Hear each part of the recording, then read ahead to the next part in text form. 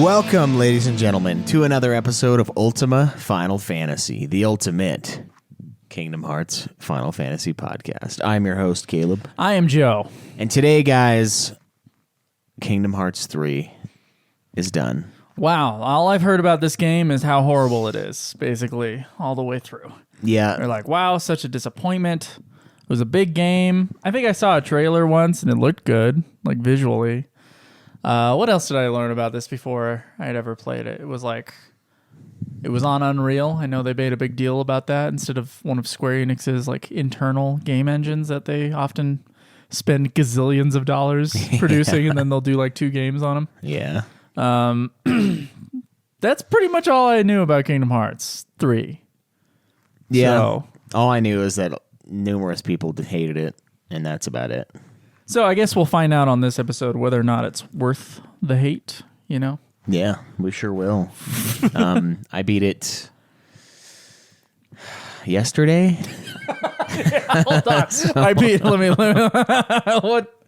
beat it Searching the annals of my memory. yesterday. Yeah, I beat it Thursday. A lot's happened since yesterday. So it's, to me, it feels like a lifetime. Honestly, we've been doing these games, and I'm like, yeah, I beat that 4 days ago, and I already beat the next game. Like, basically, at the speed that we're going. Ultimate speed run Final Fantasy podcast. Basically. Yeah, you know, when we're done, we should just play all the mainline games again. Why in God's name did we not start the show this way? We would have been done so long ago. Yeah. When we had nothing but like our shitty jobs and time. Yeah, dude.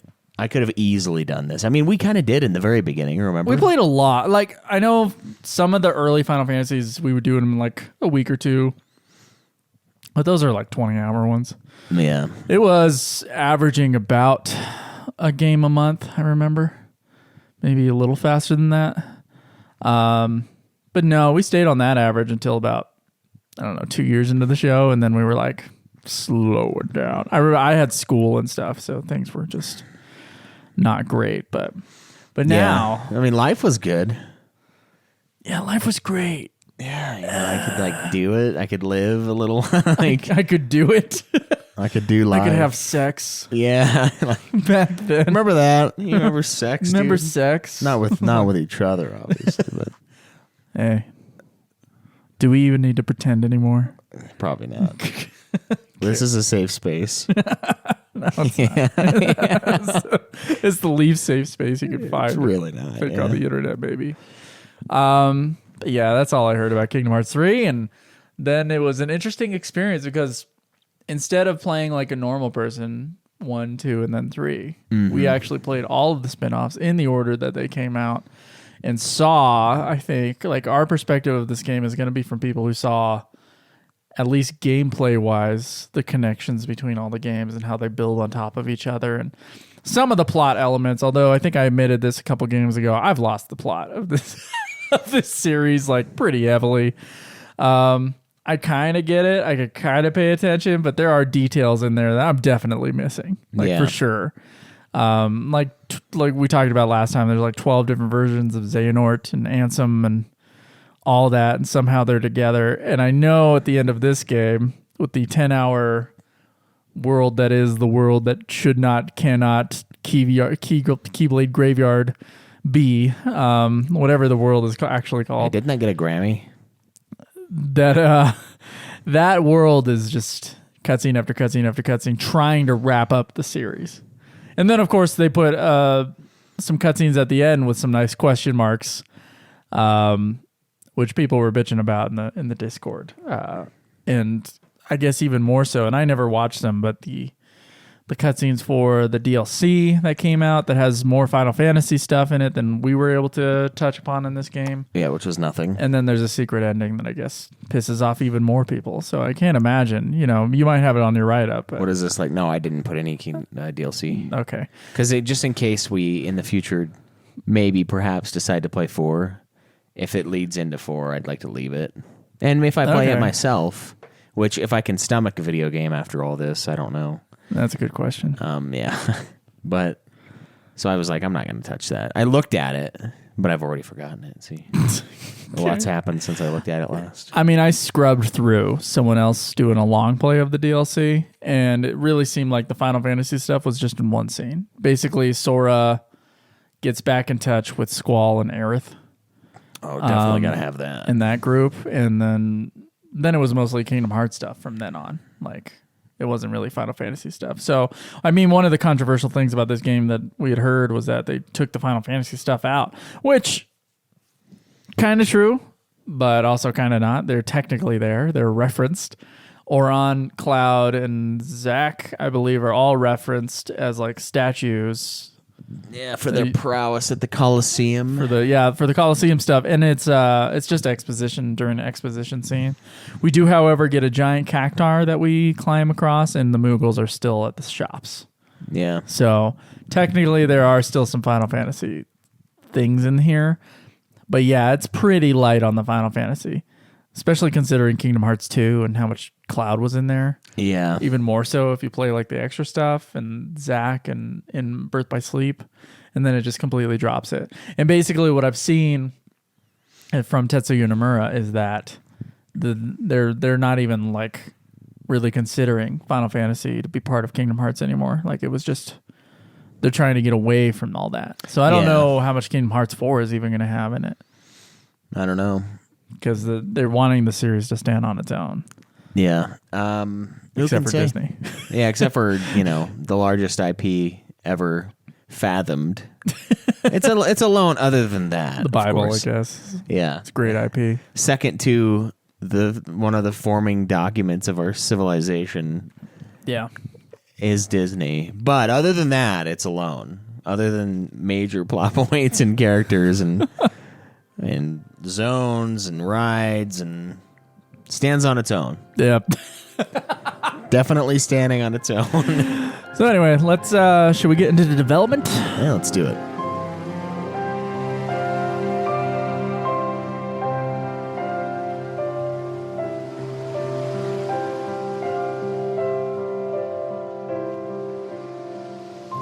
So, Kingdom Hearts 3 might surprise you. It's an action role-playing game developed and published by Square Enix for the PS4, Xbox One, Windows, and Nintendo Switch. The game was released in January 2019 and sold over 5 million copies within the first week of release, which is fucking crazy. And the other games like floated around like 1 or 2 million. Yeah, that's fucking nuts, dude. Yeah. That's like Final Fantasy level of That sales. is Final Fantasy level. Yeah, the lower Final Fantasies get like 5 million. Yeah, so in the first week. So it's the fastest and best-selling game in the series in North America. It marks the 12th installment in the Kingdom Hearts series and is the conclusion to something called the Dark Seeker Saga, which I never fucking heard of, but that's what it is, and it started with the first game in the series. The game is set after 3DDDDD, and concepts for the game began as early as 2005 after the release of Kingdom Hearts 2 in Japan. The game development wasn't officially announced until 2013, following years of rumors. After Square Enix finished developing Kingdom Hearts 2 Final Mix, Nomura was approached by Disney, who wanted a sequel. Since Nomura was still hard at work, in air quotes, on the failed Final Fantasy Versus 13 at the time, which was actually being developed by the Kingdom Hearts 2 team, which isn't much of a surprise given how 15 plays. Yeah. He was simply too busy to do it. Eventually, that obviously changed when things changed hands with 15, and he freed up some time. And Sony announced Kingdom Hearts 3 at E3 2013. Square would later announce that the game was going to be cross-platform, and it was developed by Square's first production department, who developed Birth by Sleep and Dream Drop Distance. Kingdom Hearts 3 is not expected to be the final game in the series, which makes sense. We have a commercial. We have an announcement for Kingdom Hearts 4. Yeah, so it wasn't expected at the time either. So, development of the game was finalized in November of 2018, and the game features recurring gameplay elements from the series while adding more party members during certain fights, new attractions from Disney parks, as well as weird like mini games that you can play that are like 80s like handheld video games, like those little like things you found. Yeah, you can play them, and they're It's like you're playing an old like dodge to the side game, and they're like doing like their little movements, and you have to like go get shit. I didn't ever once touch those things.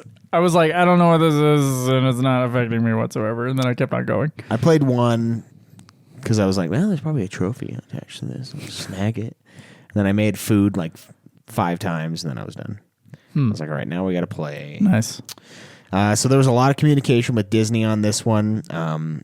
He wanted a live action movie to play with, probably due to the graphics. So that's why they brought Pirates of the Caribbean in. Unfortunately, it's Pirates of the Caribbean 3, which is a dog shit movie.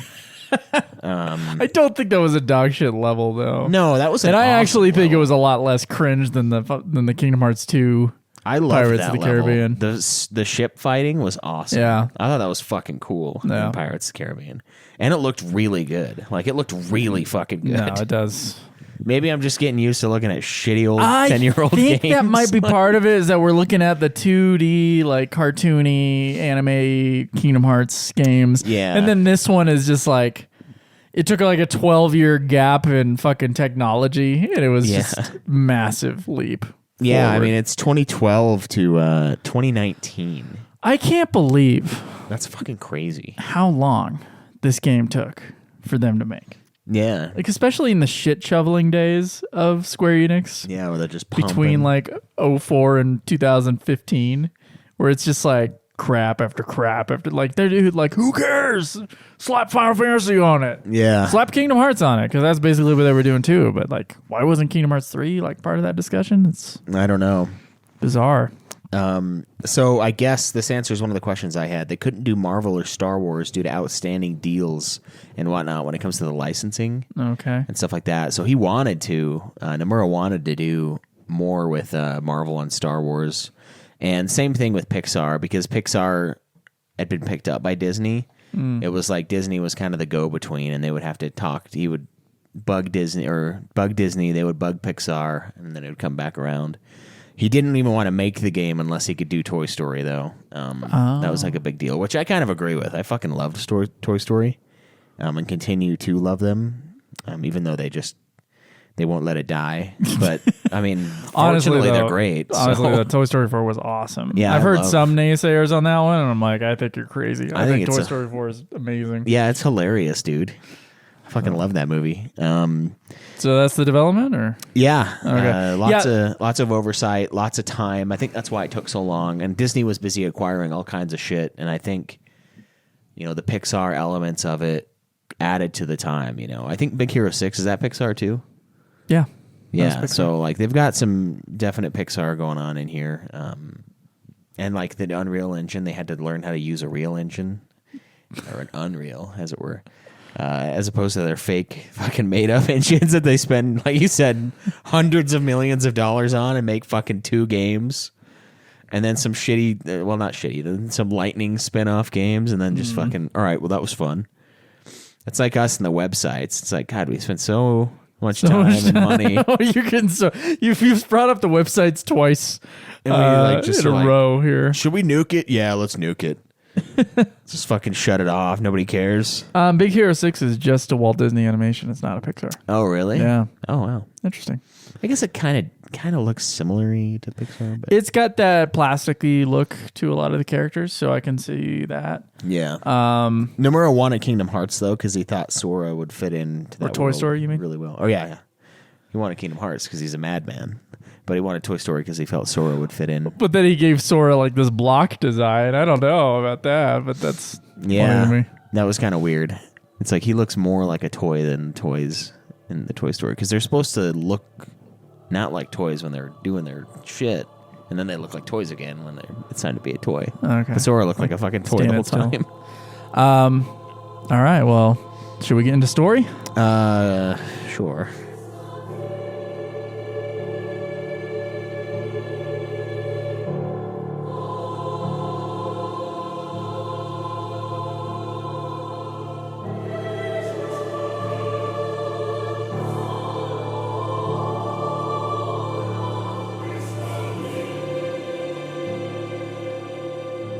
All right. You should. So this, I'm guessing, on your write up should be a very thorough understanding of the whole story of Kingdom Hearts that wraps up in this game, correct?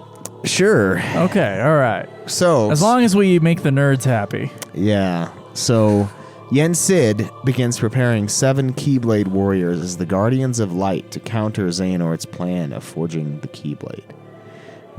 This, of course, happens after 2 random motherfuckers are playing chess on a weird-ass 3D, definitely Nomura chessboard. It's like chess, but Nomura-y. Yeah, so you don't understand how to play it, and it's not like chess at all. But it's supposed to be like chess. And these 2 guys are bantering back and forth about light and darkness and this and that and blah, blah, blah.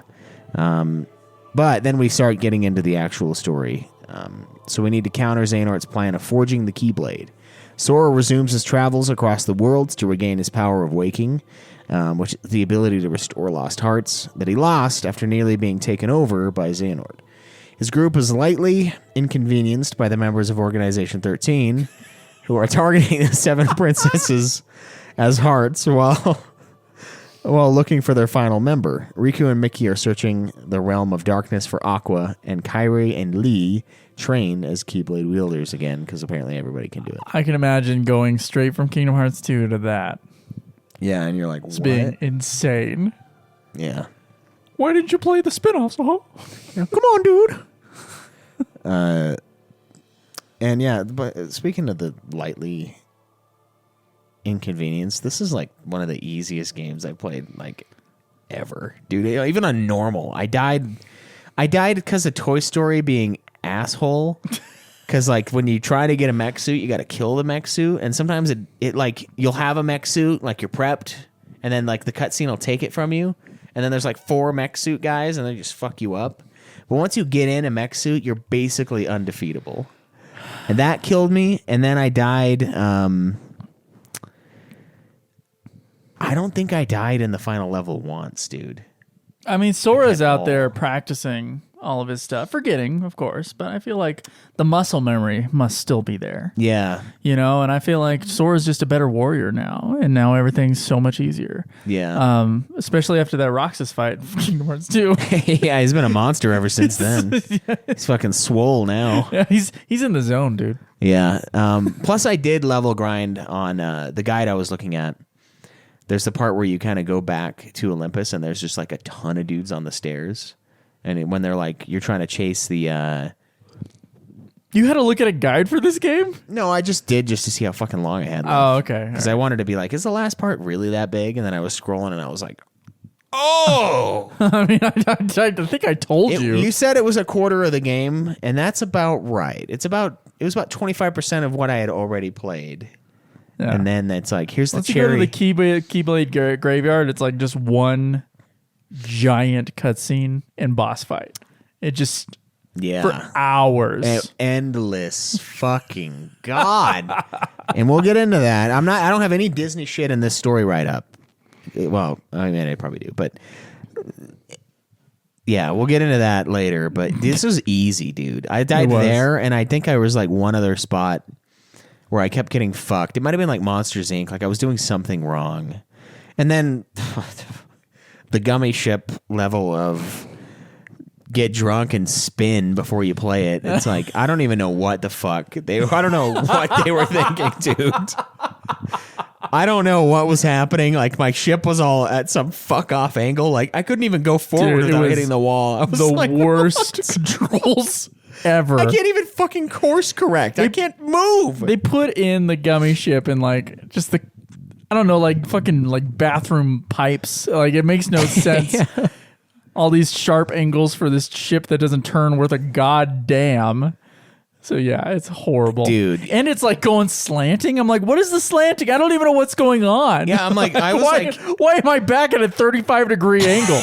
Yeah, I was so tired when I was playing this. I was like, am I just not able to see? Like, I was really frustrated with it. Luckily, it's short. Oh, yeah. It's like 3 rooms long, but you're thinking at the beginning, you're like, Jesus, no, don't let this be some horrible puzzle that I'm unaware of. Like, Yeah. what in God's name is happening to the camera right now? There's no way for me to right side up my ship. It's just stuck at that angle. It is awful. Yeah, and you have boost, but you'll just boost into the wall. Oh, yeah, straight into the wall and then like lose your orientation completely and be like, where am I? And then like you can do a U-turn.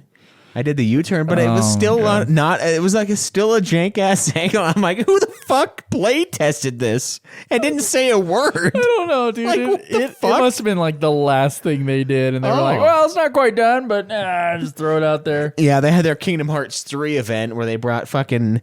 I don't know, Darth Vader to fucking voice it, and then it was like, "Okay, we got to get this game out now."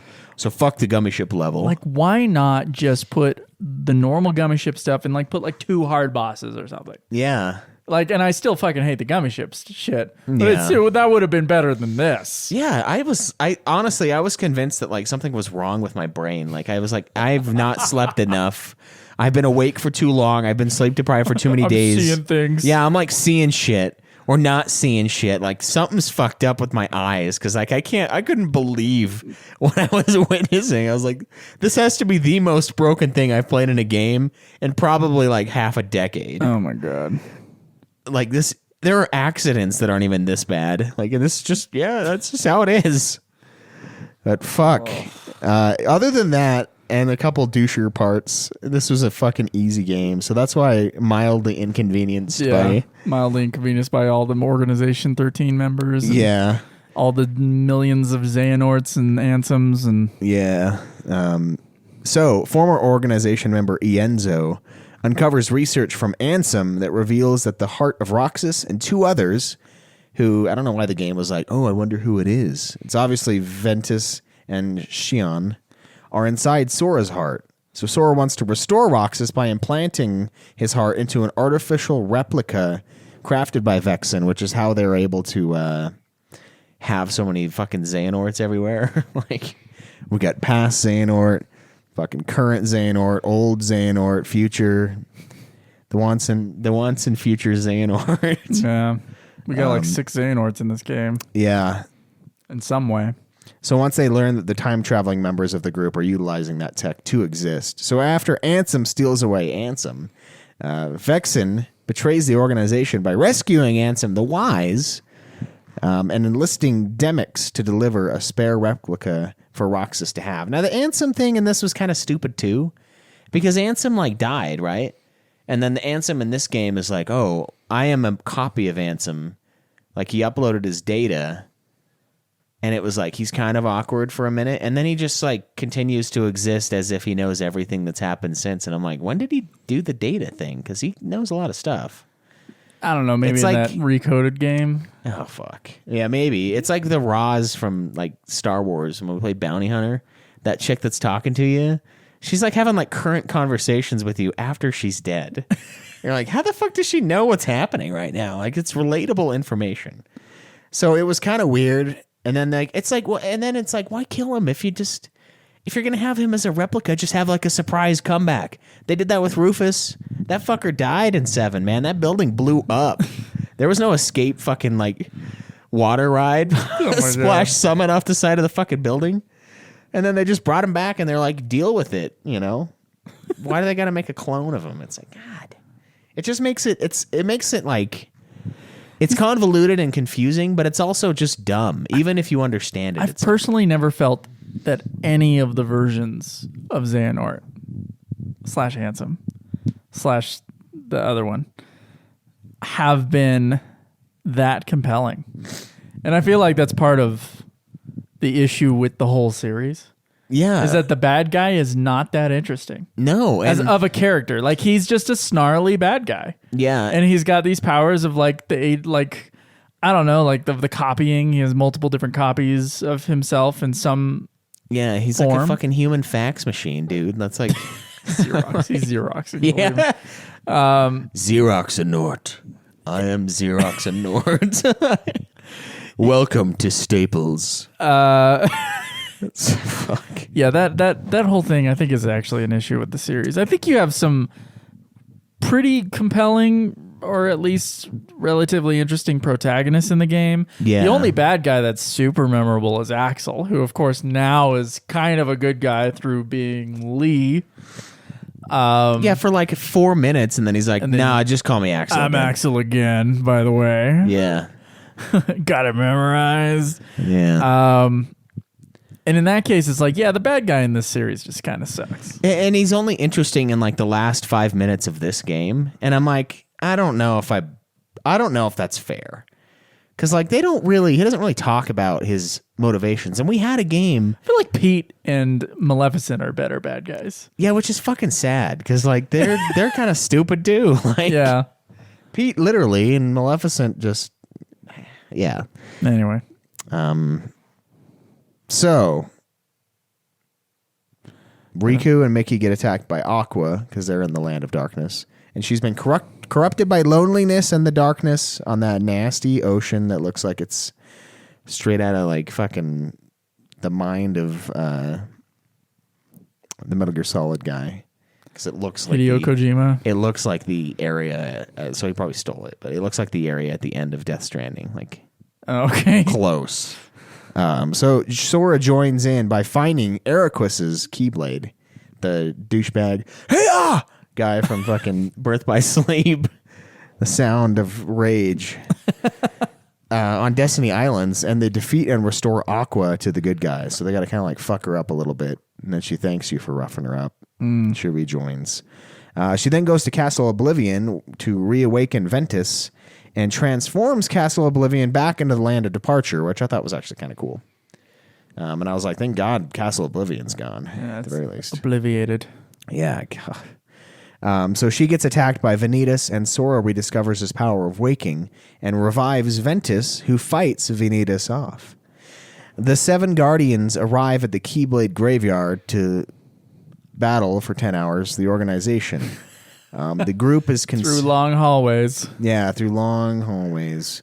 The group is consumed by a swarm of Heartless, summoned by a possessed Terra. Sora awakens in some kind of limbo and has to restore his body in what's called the Final World, which, by the way, is very far from the end. Oh, yeah. Do not believe that name at all.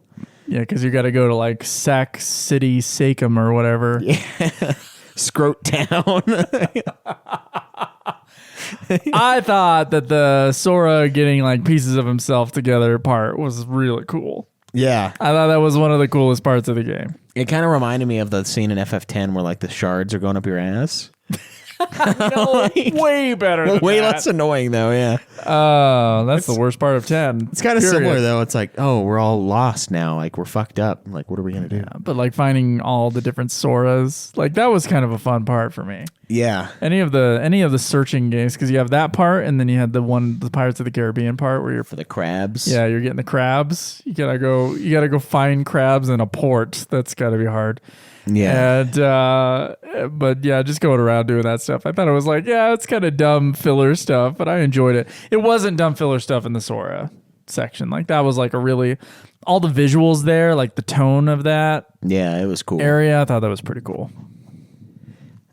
So Sora uses his power of waking to revive his friends and travel back in time to the moment before they lost, 5 minutes prior. That's what I wrote, and averts their defeat with the appearance of Terra's lingering will.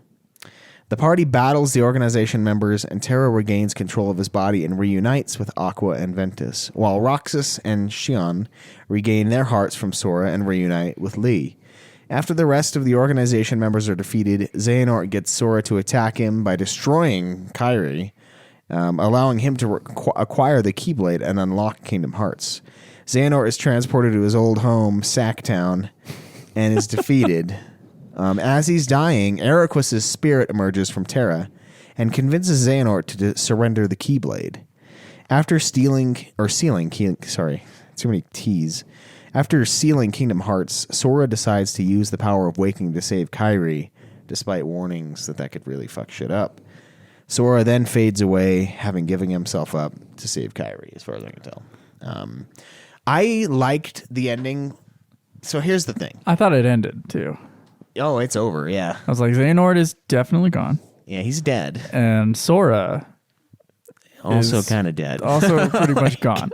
I can imagine a Kingdom Hearts 4 where it's like, you must get Sora back. Yeah. But actually, I really like the ending. I thought the ending was one of the best, like, just little visual, like, little moments in the whole series. It was just him fading away. Yeah. I thought that was really cool. And we say the ending, pre-credits ending. Yeah. The post-credits ending is cool, too, though. I liked it. Fuck, I don't care what people say online. But I think, I don't know, it's been a lot of time. A lot of things have happened since yesterday. Believe it or not. But, yeah. I feel like the Xehanort and Eriquist stuff was really cool. But I also feel like it was like, oh, this is kind of cool. Like, they're old buddies, and, like, he's like, hey, man, you got to give up. Like, you've lost. Because Xehanort is still trying to, like, push forward, even after you just fucked him up. But at the same time, I'm like, this is kind of heartwarming, but it doesn't earn it at all. No. I don't think it earns it for shit. And then I was like, you know what? No. Fuck you. I was like getting the tenders, and then I'm like, no, you guys didn't earn shit for tendies on this one, man. Because, like, you got Master Eriquist, and he knows Master Xehanort, but it doesn't really go into their relationship at all in Birth by Sleep. Xehanort's he's just suspicious of Xehanort. There's no past. The only past we get is these fuckers playing chess as kids, and we didn't even know it was them. Oh, I mean, we got 12 different versions of Xehanort. Oh, yeah. All with, like, varying levels of balls dropped. It's like, all right, put on your super deep Xehanort. I did like they were all like next to each other in this one. Like, yeah, it was like just so you know, this is what happened. Like, like just so you know, they're all Xehanort. Okay, yeah. Thank you. I'm like, oh, thanks. And then I had the one where I was like, because I dude, they explained it in the fucking music game. It's like, oh, this is his nobody, and then this is his, and then the other thing, like, I had it, and then it, like, escaped my brain again.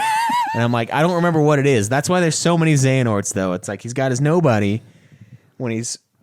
Maybe it was just a replica. I don't know. But, like, it was a word that, like, I had, and I was like, oh, yeah. And then it just fucking, like... Whoo.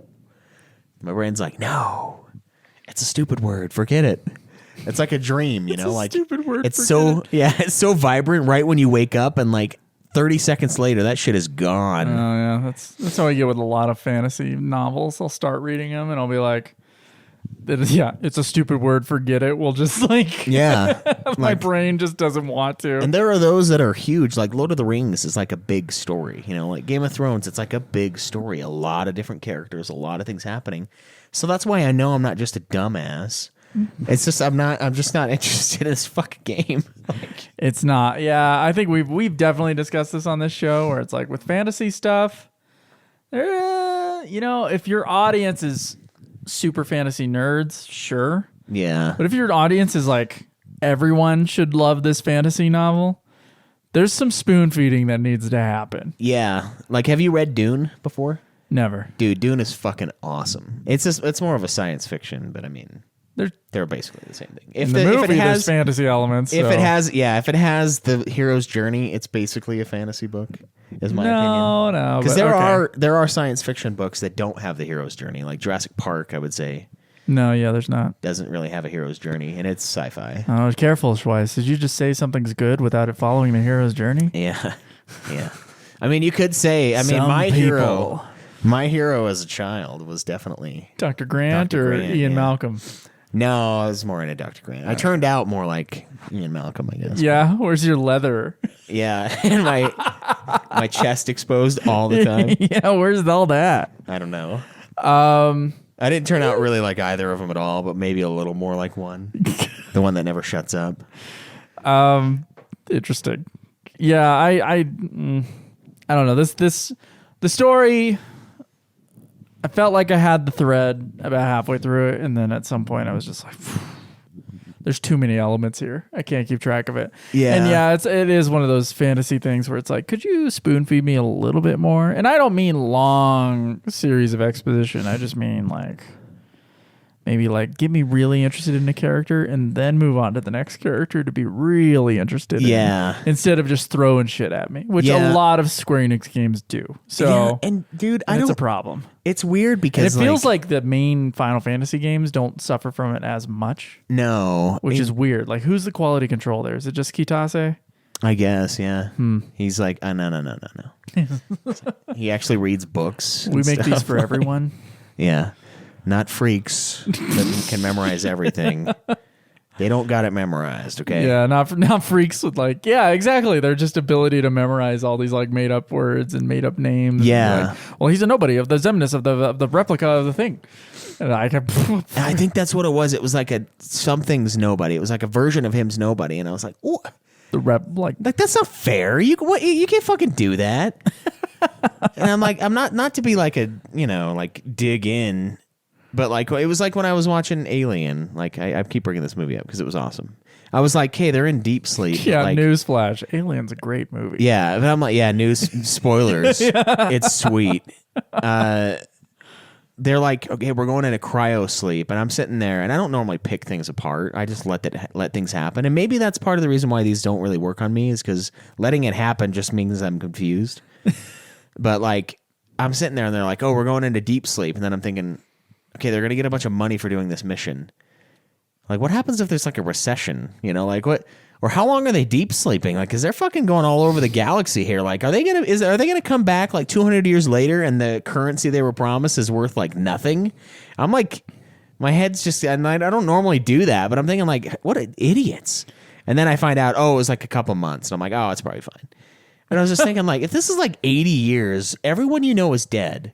And the money, the currency could be hyperinflated. So yeah, you're going to get paid a lot, but it used to be a lot, and now it's not because you fucking went to deep sleep. So like in this series, if you do that even a little bit, like none of it makes sense. Like, why is this possible? Like, how is this a thing? Like, I get that this means this, but like, why? Like the why of it just doesn't exist. I can suspend disbelief to a pretty good degree, but I just can't with the Kingdom Hearts, man. They never found their grounding. That was the thing. It was like you're saying like this, like even the world that Sora is from is not totally clear. Like I did not realize he would have a mom until midway through Kingdom Hearts 1. Yeah. And just randomly has a mom. And this kid's not missing his mom. Yeah, it's like, why even have her? Like, just, I don't know, make him I mean, the rest of the series doesn't give a shit. No. So I guess, yeah. Yeah, it's like, wait, they have sex in this world? Like, these people aren't just here randomly? Like, what? Yeah, the logistics of it, it's like a nightmare. And I don't know. Maybe that's what it'll all be. Like, yeah, just a fever dream. Ventus will wake, because Ventus or Roxas, whichever one it is in the middle of the trailer for the fourth one.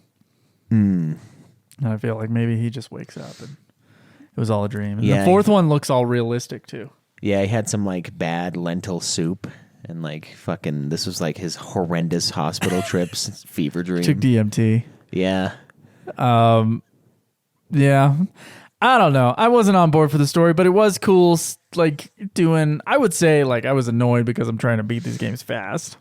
And I get to the final area on my little like thing where I'm like, okay, this is the last area. Last check. And then it's like, yeah, the last check on the Trello board.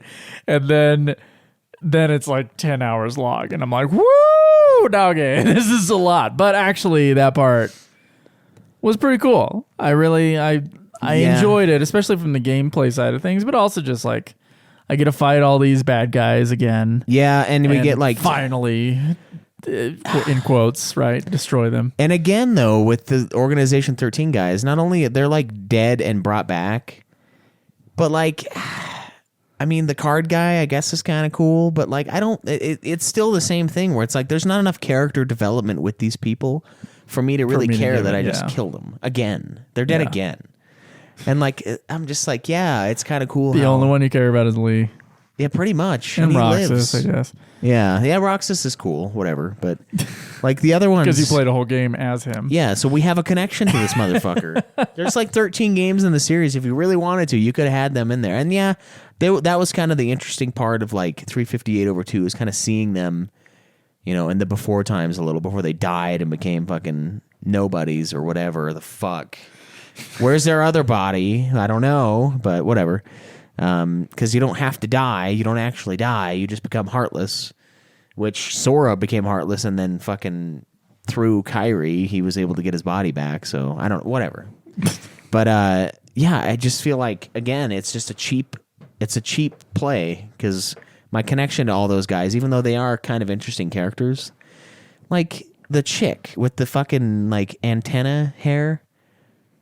Yeah. I don't give a fuck about her, dude. Like I kill her and then she's like, "Oh, we'll be back." Remember when you killed me in Kingdom Hearts 2? And I'm like, "Yeah, I do."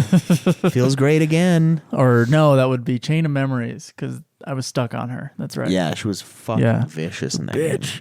game. Okay. Marluxia was easy though. The little flower loser. Yeah. You smoke them in this game. Honestly, they're all easy. They're long fights. The Xehanorts almost killed me because the last one was spam Xehanort. Like he was like, "Fuck you," and I almost died. I almost died once in the final area of this game. Nice. And they are long fights because there's like 3 of them at a time, and they've got decent sized health bars. But if you pull out that fucking Toy Story cactus sword, and the hammer I used basically the whole game, they do not stand a chance against that shit. So, the worlds. Sorry. Oh my god. Sorry to yawn right in the middle of what I was saying. The worlds are Hercules with the Mount Olympus stuff, which is probably the longest world because it's like the beginning of the game and it sets up a lot of stuff. Then there is the toy box it's the Toy Story section of the game. There is the Kingdom of Corona, which is Tangled. Yeah, not the beer. Monstropolis from Monsters Inc. That was kind of fun. I liked Monsters Inc. a lot. Arendelle from I almost said Twilight. It's Frozen, sorry. The Caribbean from Pirates of the Caribbean, and then San Francisco from Big Hero 6. I've never seen Big Hero 6, so I didn't know that was that. Oh, it's a good movie. I highly recommend that one. So what I noticed when we started this game is just I was like, there's not that many worlds. This is a whole brand new Kingdom Hearts game. Yeah. And there's not that many. It's like 6 worlds or something like that. I guess I could count that up. But it wasn't. I expected to see like 10. Yeah. We've been used to that. And I would have been used to like the time amount that it takes to be similar to 1 and 2. About an hour and a half. Like a good gaming session, you're done with an area. It's pretty much 1 hour in each of the games. Like they're pretty short. Some of them are a little longer, but no. What we got instead was you got Hercules, the movie. You got it. It's longer than the movie. And you got Zero to Hero, the movie. Hercules was like 3 hours. All the other ones were at least an hour and a half. Dude. At least. For me, they were all like 2 to 3. Yeah. I mean, our final times on this were drastically different. Yeah. It's been a few hours. Everything I could to just rush forward through the game, and I was at 22 hours, I think. 22:38. 28:01. And I was at 22 hours. I was past you when I got to the 10-hour last section. Yeah. And it actually wasn't that long for me, but I did that in like the span of, I think, 9 hours. I like did a bunch, slept for like 5 hours, woke up, did the rest, immediately jumped onto the Switch and played the fucking movie or the music movie game. It's like, yeah, it was a lot. This is probably the biggest gap between us. Maybe the last one, Dream Drop Distance, because Dream Drop was so long. Dream Drop I beat in 14 hours. Oh, mine's like double. Mine's like fucking double, dude. Yeah. Like I feel like I was like 3 or 4 hours behind. Jesus. And then it's like, fuck, no, dude, double. No wonder you're like, my life is falling apart. I'm like, no. And I'm still, I feel that way, and I'm playing less than you are. Yeah. I don't have to do it. Even though I do. So, that was something interesting that Kingdom Hearts 3 did, was instead of more worlds or going to worlds in their like short campaigns twice like you do in Kingdom Hearts 2, it just took a few worlds from newer movies and you spent a lot of time in them. A lot. With much bigger, grander map outlines. But then also the cutscenes. If we're talking about story. And grander. Whoa. Well, I've been used to all these spin-off games where the cutscenes are like 2 minutes max, except for the ones near the end of the game. It's been like 5 games since we had a regular mainline long-winded motherfucker. It went back to its roots with Kingdom Hearts 2 because Kingdom Hearts 2 has long cutscenes. But these feel even longer. Yeah. And I don't know if it's just us, but there is in this game that took me 22:38 to beat 10 hours of cutscenes. Yeah, that's fucking 10 crazy.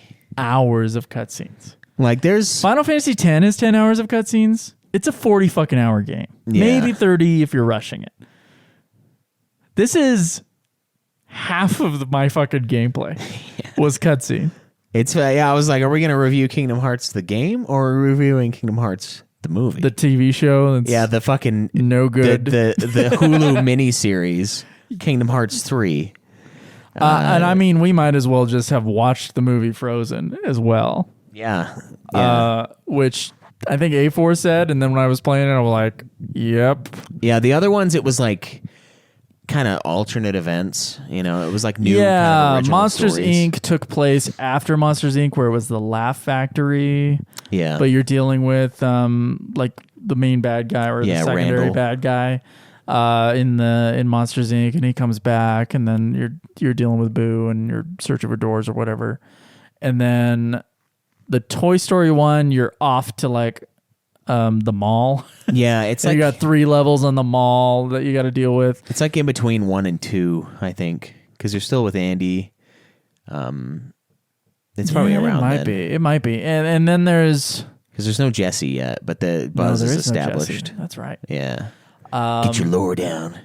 And then you got get your Toy Story lore. Yeah, where was the bro? minor dude, the bad guy from 2, huh? Yeah, where's Wasn't purchased yet. He was Christmas. The evil bastard. Oh gosh. And then the Tangled World, which was just a long forest, by the way. Yeah, I was like, man, this makes Tangled seem fucking lame. I was like, maybe Greg Troyan's right. Maybe Tangled's not that great. And then Frozen, which was all of the movie Frozen. Yeah. From Snowman through Let It Go or to the ending. Yeah. The entire. It's just a retelling of Frozen, which is crazy. Pirates of the Caribbean is kind of a retelling. Of like the at third World's one. End. Yeah, where he becomes like Davy Jones. Yeah. Or whatever. He gets the ship, or is it Davy Jones, or is it? Yeah, because they're getting Jack from the afterlife or whatever, and then they're bringing him back into the world. Stupid, and then they're taking care of Davy Jones, and then San Francisco is. That one is it was just a bunch of missions inside of the city. Yeah, so that one was really weird in comparison to the other ones, because the other ones. You're on this like linear path, this story, and then this one is just these missions. Yeah, it's like you do one after another, but indicators in the sky. If you don't look up to see them, you'll miss and you'll fail. And I'm like, gotta rescue them all. I'm like, where? Like, the city's huge. You have to be close enough where you can see the indicators. Yeah, so you have to keep on traveling around. Yeah, that one also pissed me off. Don't worry, same shit happened to me. Or like the one thing where it was like there was the ball rolling. That was the one part of the game I failed. The rolling ball thing going through town. And then you're supposed to get the other rolling ball, which I didn't even see because it's huge. Yeah, the city's fucking massive. And he's like, well, what if that other thing can smash into it? I'm like, what? And I was like climbing on buildings and trying to find it and falling down on it because you can do like a falling attack. Yeah. And it didn't do shit to it like it did with the other ones. I beat it the first time. I fought until I unlocked the Baymax like super move. Okay. And then I used that and it stopped him. What? But then I failed, and then I just happened to be there next to the ball, and I was like, the ball? That's what you were talking about? Like, what the fuck? So we both had fucking problems on that part? I was like, what? The ball? Man. I thought the city's huge. When I found it, I thought I was an idiot. I'm like, I bet I spawned right next to that thing and just didn't even see it. Yeah, because you go in, and it's just all the shit's happening everywhere. So, like, who knows where the ball is? I have no idea. Yeah. But it was just there, and I was like, "Oh fuck, time to roll!" And it just one shots him. I'm like, "Fucking!" I was like 10 minutes before until I finally got Baymax, and he fucking blew it open. So the story is crazy. Yeah. It would be impossible to follow without playing the associated games with the series, not even the main ones. Yeah. And so I'm glad we did that because at least we know who Terra is. We know who Aqua is. Like we understand the context a little bit more, and still having trouble holding on to that thread, but it's there in the worlds. I did appreciate something about Kingdom Hearts 3 that I feel like none of the other Kingdom Hearts games got, except for stuff with the Hercules bad guy whose name is Hades. Thank you. Except for stuff with Hades, was like the characters in these Kingdom Hearts games have been like, honestly, the whole time. And I've just been like, okay, I'm going along with it. It's a kid's game. They're kind of bad versions, cheap knockoff versions of the characters from the movies. Yeah. Like they've never been quite right. And I feel like Kingdom Hearts 3 nailed the characters a lot better. Like the actual the movies? Disney characters. Oh, yeah. That's true. They definitely focused more on that. That was something they mentioned in development too. Yeah, they felt like they were more true to themselves. Like they were saying things that I could believe that character would have said from that movie. They weren't like shoving it full of dog shit dialogue. Not that it was all roses in this one, but it was way better than Kingdom Hearts 2 in that aspect. Like seeing the genie in Kingdom Hearts 2 is hard to watch for me. Yeah. So and anything having to do with fucking with Little Mermaid is also impossible. It's hard to watch and listen. Oh man, the song in that is. But like, despite not having the right voices and necessarily all the characters, I feel like they have the characters better. Like Flynn Rider, or the Toy Story characters. Like they are not perfect, but they are way like I would say Kingdom Hearts 3 has the most improved score when it comes to like how Disney is it? Like how good is it on the Disney side of things? And I think Kingdom Hearts 3 does a way better job. Even the Pirates of the Caribbean stuff, which again, super cringy in Kingdom Hearts 2. Those fucking cutscenes with the not Jack Sparrow guy. Yeah. Hard to watch. Kingdom Hearts 3, easier to watch. Easier. It's obviously still not Johnny Depp. Yeah. I feel like all the movements and the dialogue and even the person who voiced it, even if it was the same guy, they're just doing a better job. They did get TJ Miller. That was appreciated. Yeah, TJ Miller was in there. He was in. Is he in the actual Big Hero 6 movie? Yeah, he is. Oh, okay. That made sense. Like I was like, is that TJ Miller? It's like I bet he came back. It's like since he's basically been blacklisted for being a psycho and calling in a bomb threat on the subway. It's nice that he has work again. They wrote off the best character in Silicon Valley because of that, I'm pretty sure. That's not what I heard. I've heard that he was just, and he said this, like he was going absolutely crazy. I've heard a more recent interview with him. Oh, really? On like a podcast. He said he was going nuts. I fucking loved his character in that show, dude. No, yeah, his character's fucking amazing hilarious. In that one. Like, then he just goes to an opium den for like 4 seasons. Jared might be my favorite. He's hilarious too, and he stays. And he's just a nice guy, you know. And he's like awkward and real. Did you get to the later season where he comes across like a like an auto driving car and it like greets to him and he's like no. That was I laughed really fucking hard at that. Oh, 3 Comma Club guy. Yeah. Or the actor who initially buys them in the first season who died unfortunately, but that guy makes me laugh. And they made the girl version of him basically with his assistant. Yeah. He was funny. He was in something else too. Yeah. So TJ Miller apparently had a rough time according to him and his doctors and stuff. He had something wrong with his brain. So yeah, I mean yeah, that makes sense. It sucks though because it was cool hearing him though, and I was like, "Oh, that sounds legit." Apparently, his behavior on Silicon Valley is what got him kicked off, not anything outside of it. Yeah, you know what's really weird though about the voice cast? You know how Woody kind of sounds close? I know what. Yeah, I do. It's his fucking brother. Yeah, they got Jim Hanks to play Woody, and I'm like, "What the fuck?" I'm like, well, we only have enough money for one of the 3-letter Hanks, and it ain't Tom. It's his brother Jim.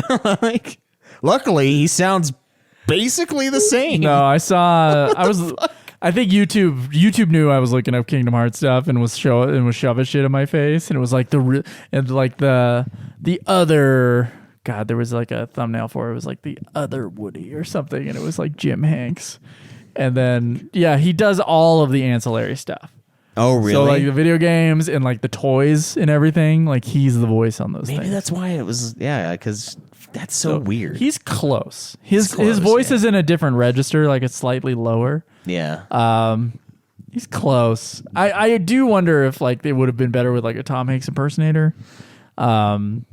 Probably. But I don't know. Like, sometimes Woody always felt a little wrong. And of course, Buzz way wrong. Yeah. Not even close, dude. But again, I still think closer to the characters than Kingdom Hearts 2 by like a mile. Yeah. I do think it comes at a cost, though. And that cost is you go into the world, you've got the Disney world, you do the Disney story. Barely anything happens Kingdom Hearts wise. True. So it's like they got rid of all the Final Fantasy, and now all it is Disney. And then at the last chapter, they remember, oh, that's right, we have a 10-hour story to tell. And then they tell the 10-hour story broken up by boss rush. But sometimes they'll be like, we're looking for a box at the end of the... Well, yeah, it's like fucking... It's like Pulp Fiction, man. Like, that. What the fuck is the box? What's in the box? Yeah, like, I don't know. So anyway, story-wise, I couldn't follow it as well as 2. The Disney stuff was way too long. Whoa, way too long, dude. So it was hard to follow. Like, for just the patience was hard. It was hard to be patient about. Yeah, being in these worlds for 2.5 hours at a time, like, I'm getting antsy to get the fuck out. Yeah. Yep. That's it. And then, oh my God, the Tangled world, where it's just... You're going through the 5 maps of giant forest levels to get to the end, and then you gotta go fucking back. Yeah. All the way back. And I don't know, man. I was like, this is just padding. This is bullshit leveling up stuff. Yeah.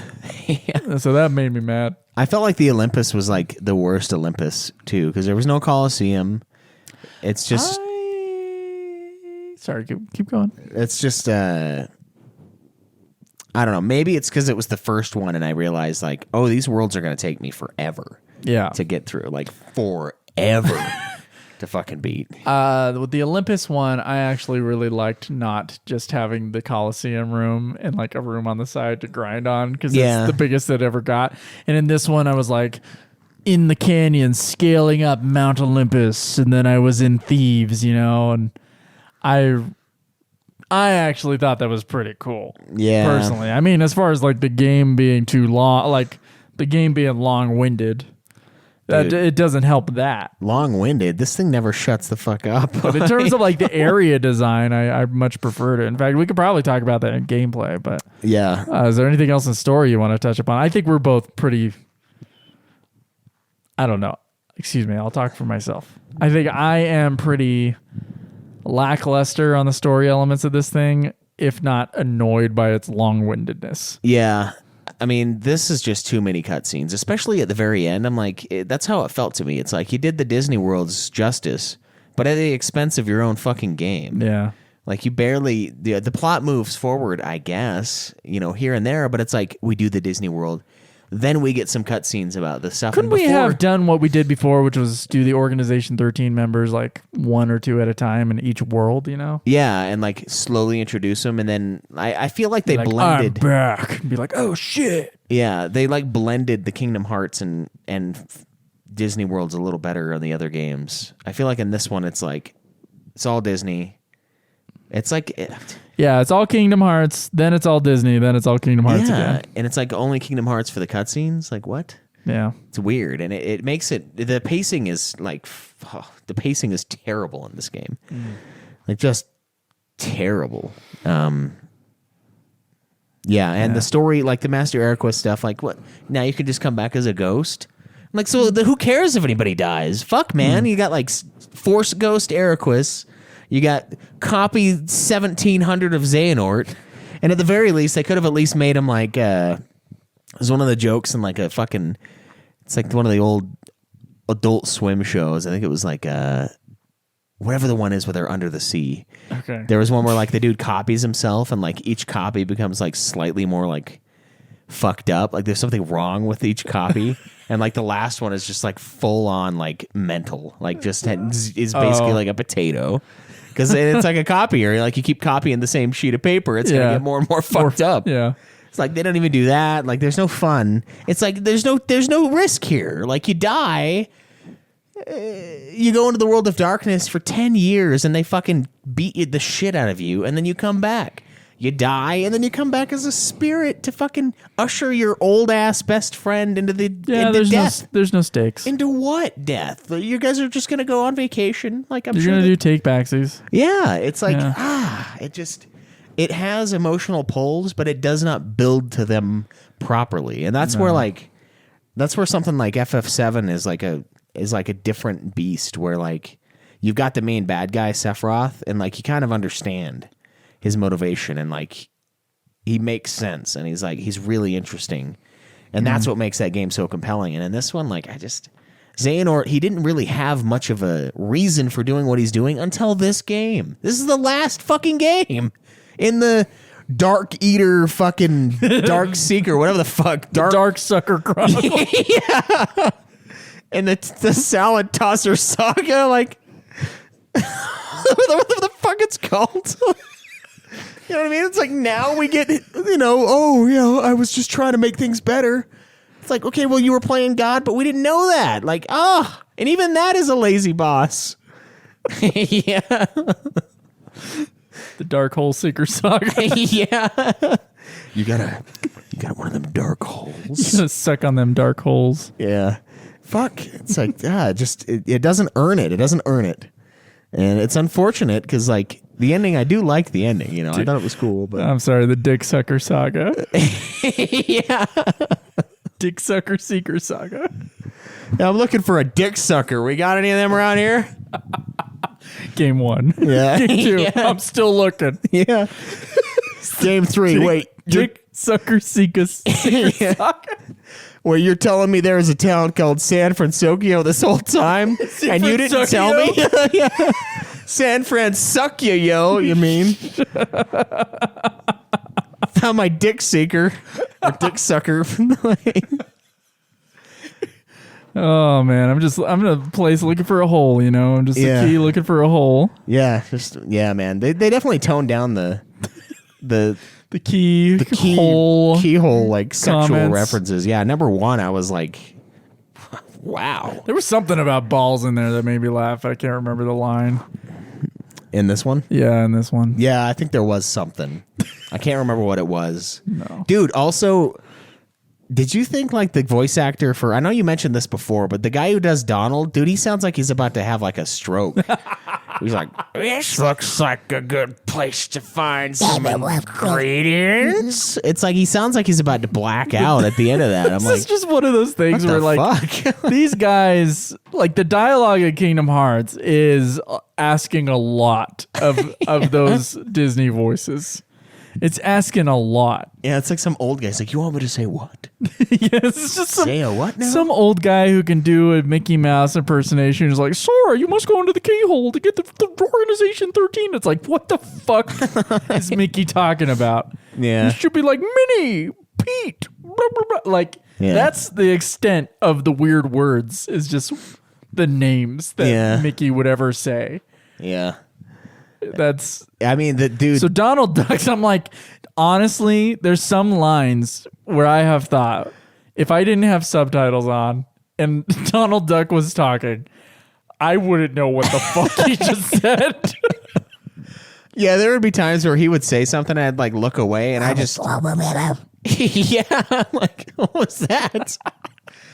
It's like, it sounds like something. I don't think it's the actor's problem. I think that outside of the writers at Square Enix, the writers who are writing Donald Duck shows would be like this. Like he would just say things about Daisy and his kids. Yeah. It'd be like, get away from there or whatever. Like, yeah. There's not going to be that much dialogue for Donald. Yeah. Not like there is in this fucking game, dude. Yeah, dude. Like that line. Also, Donald Duck becomes a guy who constantly makes fun of Sora, which was a new part of Donald's character to me. Yeah. He's like shitting on him for not being a Keyblade master.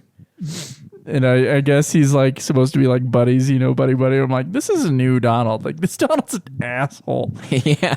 I wish he was. If he was like that the whole time, it'd be fine. But he wasn't the whole time. It was like, I've got through 15 Kingdom Hearts games in 5 weeks. Yeah. And now I'm seeing Donald and he's just done a 180 on his character. Thanks for reminding me of that, because that was one thing where I was like, what? Yeah, it's weird. This Donald is different. But yeah, dude, that line, this looks like a good place to find some ingredients. It sounds to me like he's about to like stroke out, dude. Like it sounds like he's ready to just like stroke that just fucking like and you're dead. Like it's so massive you fucking die like immediately after This would be a good place to take some pictures, Sora. Yeah.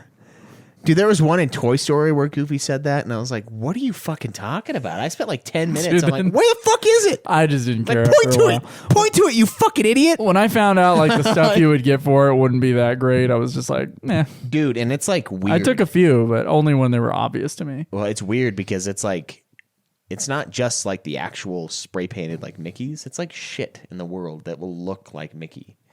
Oh, I did not even know that. And like David, he was talking to me, Roxo, he was like, dude, after I played that game, I like saw Mickey ears everywhere. It's like it just unlocks this element of your sight. It's like Tool. It's the Illuminati or whatever. It's like Tool artwork level of like, oh, my third eye has been opened. I see Mickey everywhere. Yeah. I see him in my dreams. It's like Jay-Z, he put the triangle sign up once. And so he must be secretly part of the Illuminati. Yeah, exactly. Or the Triforce. He holds one element of the Triforce. You have to defeat Jay-Z in the new Zelda. That'd be kind of cool. Yeah, and he brings back Chester Bennington from the dead to do a co-op album together. It's actually kind of cool, honestly. Pretty sweet. All right. Let's talk about gameplay, shall we? Let's do it.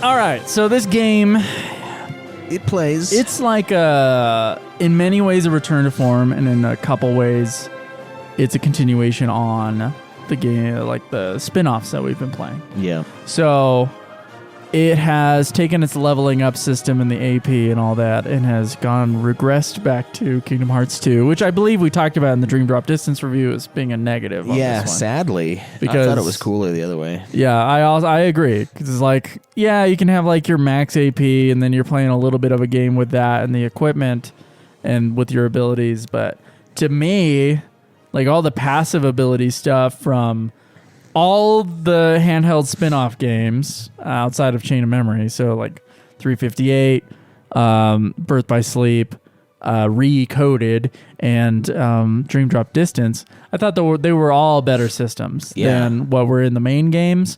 But I think maybe it's just to like ground back the series to where it was. I would have preferred something like Birth by Sleep, but it's now back to that thing where basically you're just leveling up, and it's basically an action game. However, it does take a lot of elements from Dream Drop Distance.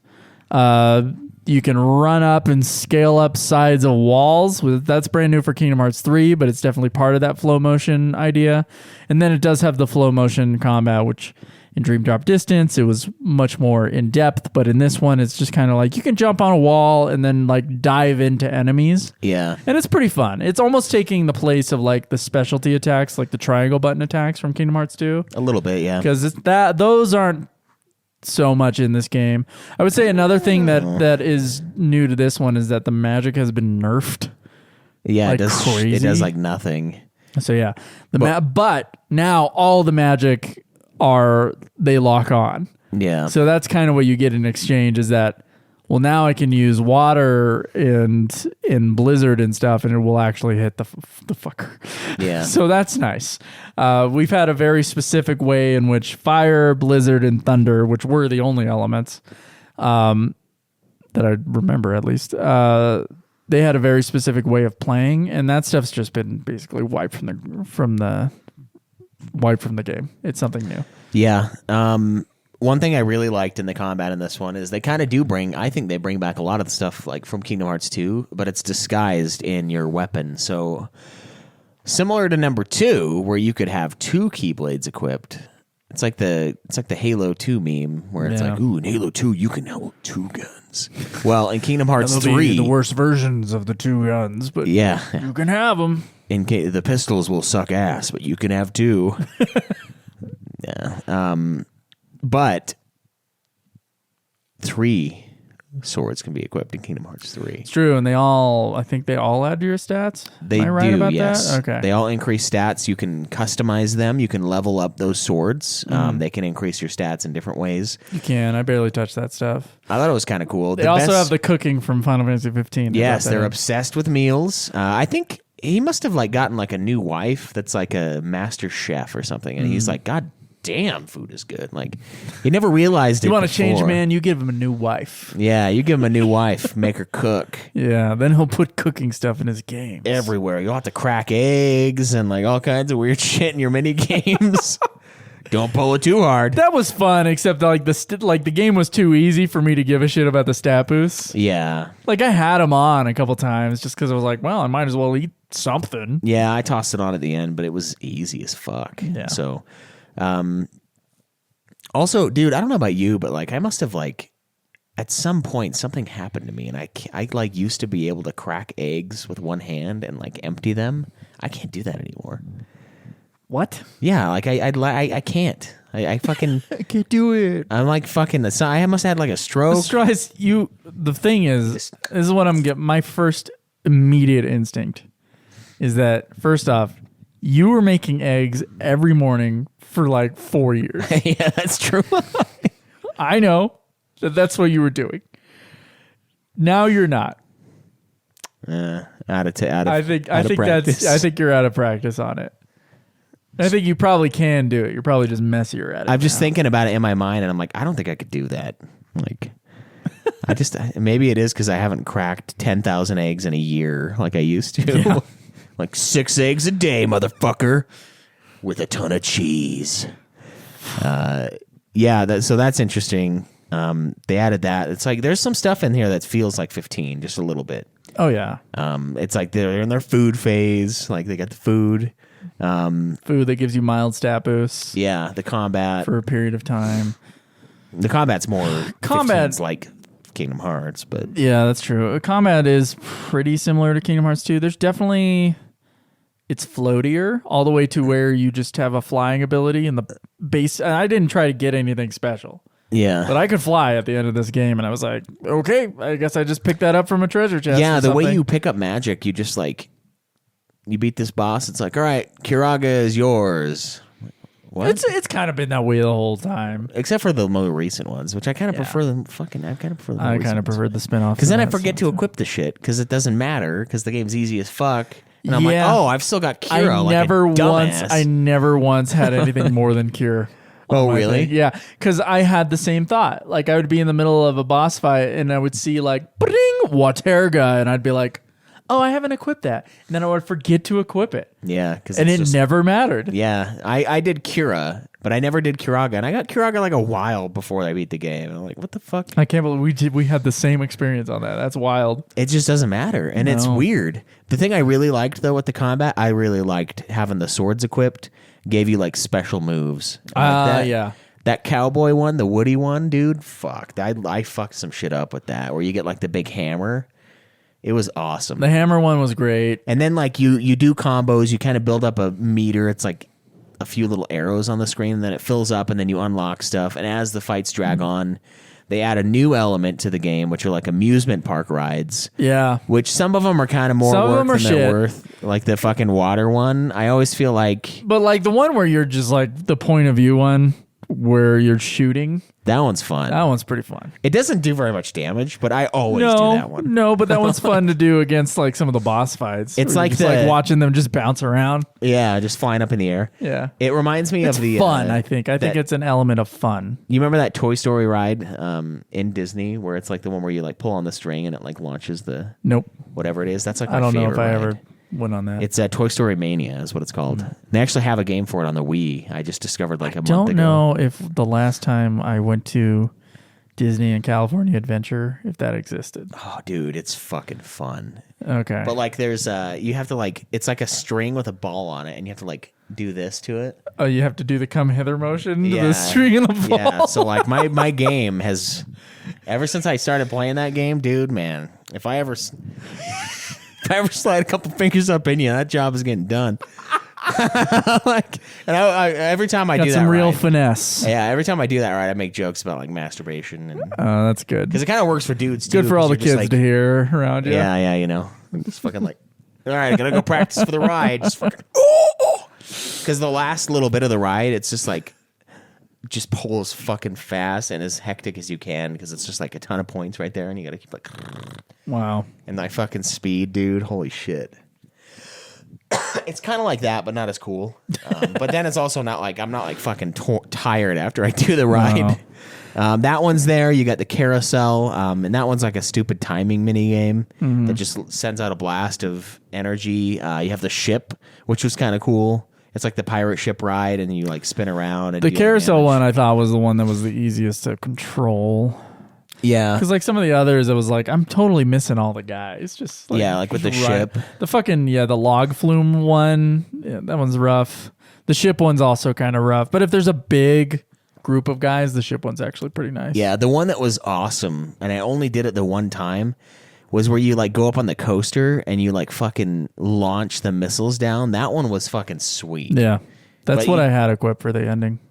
Yeah, that's like the only time I ever did it. And I was like, what the fuck? It's Where a is later this? Keyblade. I think that's why. Oh, okay. So yeah, that is an interesting aspect of that. I almost forgot about that. I liked those. Those were fun. I liked the abilities you would get from the weapons. It kind of was like Kingdom Hearts 2, where it's like, oh, now you can hit triangle and do this fancy thing. But it's like, hit square, activate the sword you're currently holding, and then you can do special moves. And then you have like, it's a powered up attack, and then you can do like a super with it. But the floatiness of the game makes it kind of annoying sometimes because they'll be like above you and you'll activate it and you'll just fucking do the stupid little carousel mini game and it's not hitting anybody. I think what is okay. So those are kind of the newer aspects of the game. Can you remember anything else or Gummy Ship? Is that? Let me see what else I had written down. Okay. So like, I guess another big aspect of it is they changed the Gummy Ship around. The Gummy Ship has been the worst part about all these games, period. Except for maybe the drop in Dream Drop Distance. And man, the Gummy Ship in this one I think is better generally. Yeah. Generally. Because you can just kind of explore space. And yeah, there's a boss in front of one of the worlds. But it's not like it's all the time, you know, and you can go fight other bosses if you want. If you give a fuck about the most boring asteroid game on the planet, you can go play the Gummy Ship in an open space environment, which I did think was an improvement on the others. Yes. However, right before the fucking final level of this game, and we bitched about this last week because we had already had this game being, but, the fucking controls before you get to the world that should not, cannot, and be all, or whatever the fuck it's called, you're stuck in some like Return of the Jedi space hallways, and it's at an angle, and it's it has a reticle about where you're supposed to go, but you have to like go through tunnels that are wrapping around, and it's awful. The controls for the Gummy Ship is a slow, clunky motherfucker. Yeah, it's like it's a spaceship, so you're kind of moving through space, so it doesn't respond very quickly. And then this area, you're not really moving, but it has the same feel to it. Like it's like you're going 200 miles an hour, and it's gonna take a second to fucking get something done. But you almost can't put into words how like insane this level is that it even exists. Like it's like, how is this? How? Like, man, this is like fucking character getting stuck in the wall and in fucking A New Nightmare level of like unfathomably bad. Like I can't see, I can't fucking hear, I can't feel. I just see a leg. Yeah, yeah. It's like, dude, I can't even like describe how piss poor the camera angle is in this, and it's just tight turns, which impossible in the ship. So you're slamming into walls like you're drunk, and you're also like you're sideways in a lot of the spots, and I don't even know why. I don't even know like, how. I'm looking at it, and I'm like, why is my camera tilted? Yeah, dude, like what the fuck? Why can't I just look at it like and from behind? And of course, you only need to go through 2 hallways and do nothing to get through it. So it's like, why did you even do this? Yeah, you're just like, what if it's like the gummy when you're going to the final area with the bad guy, and you like go through this hallway that makes you feel disoriented, and like that's it. And it's like, how long does it last? Oh, if they get stuck, it'll last 2 hours, but it'll only last 12 minutes if they make the right decision right at the beginning. I pressed restart because I got lost and was like, fuck, I forgot about this. I got lost and disoriented. And I'm like, I'm just restarting. I went down to the wrong room and then I couldn't turn around into the right room. And it was like, there's just follow the green and you'll get there. Yeah. But it's like, well, then why even have this? Yeah, it wasn't hard. Oh my God. But like, I thought something was wrong with me. Like, I thought I was like having a stroke. Yeah, I was like, why is this look this way? Like, oh man, it's like fucking, it's like the painting in the fucking House of the Dead movie, that scene. It's like, what am I looking at right now? Like, what the fuck? Like, what the fuck is that? It's like, man, my eyes just stopped working. Like the connection between my eyes and my brain does not exist anymore. Like the angle's fucked up, the camera's fucked up, like the ship's sideways. You do a U-turn and it's still sideways. It's still pointing at the wall. I'm like, how do I get it to not point at the wall? All I can press is the boost. There's no other button. It's either 0 miles an hour or 900 miles an hour straight into the wall. It's awful. Like, oh my God. Awful. You fucking... I seriously, I was like, something's up, man. I was like, I gotta eat. Like, I'm losing salts. Like, my brain's just like, something's fucked up here. Like, that is not right. Oh my it's like, God. this is like, it's like if I were to see like a ghost or like an alien or something, I'd have the same reaction. Like that, this isn't real. This can't be what I'm looking at right now. Something's fucked up. I haven't slept in days. I'm like hallucinating this level. It's just... Am I hallucinating the Kingdom Hearts series? Yeah, the whole series is just, I'm going to wake up and I'm actually have only played number 1. Yeah. I'm like, man, no wonder that seems so weird. It was all in my fucking I can't head. remember any of them. I can't remember the plots to any of these games. Yeah, it was all just a dream. Okay, so there was that. There was also in the areas, they are... this is what I thought was a vast improvement. And again, another thing from Dream Drop Distance. The verticality of the maps. So in all the games except for Dream Drop and this one, you are in just like a square room, and then you go down into a hallway with 3 question marks, and then you're in another square room, and there's like, 3 to 5 rooms per world that you're in. Yeah. Occasionally, like Agrabah has some more, but it's pretty limited, and it's pretty simple. However, Dream Drop Distance had this, with the flow motion thing that it created, it had this verticality that suddenly became a huge part of the game. Yeah, like you could go onto rooftops and... You can go up and down and side to side, and the areas are big, and they're more complex, and it's just different. It's not as easy to navigate. Like the map means a lot more in Kingdom Hearts 3, for example. Yeah. But it has that same verticality. It's like a big, much bigger worlds, which I really appreciated. The only one I didn't appreciate it in was the forest, going out and back. And it was just all forest. That's all the Tangle level was, basically. Yeah. But the rest of the worlds, it was like...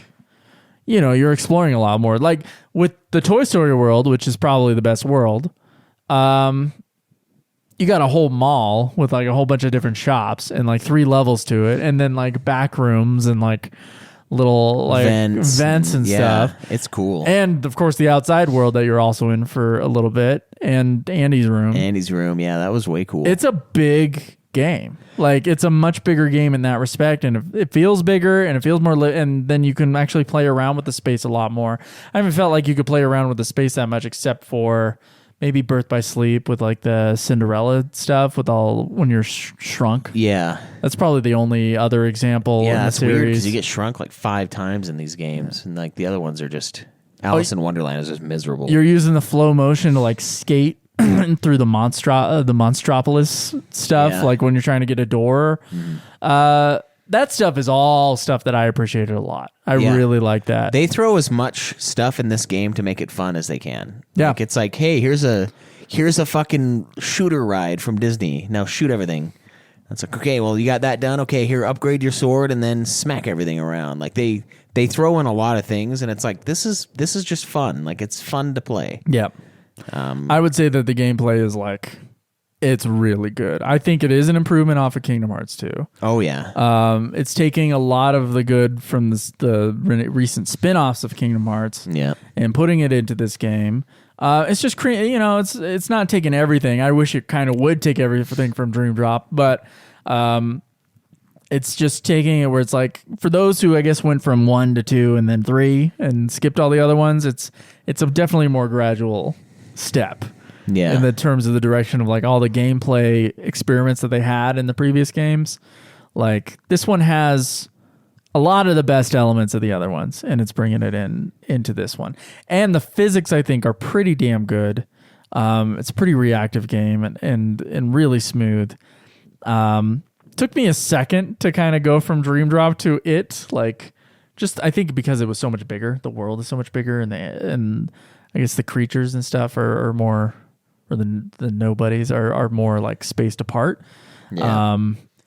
But then with the world being more interactive and everything, I thought that the gameplay was just, outside of the fucking gummy ship part, pretty fucking fun. Yeah, I think that one part of the gummy ship, you took a gummy in the game. that's what it feels like. Yeah, like you can't even. Took a gummy that has way more THC than you expected. Yeah, you can't even right now.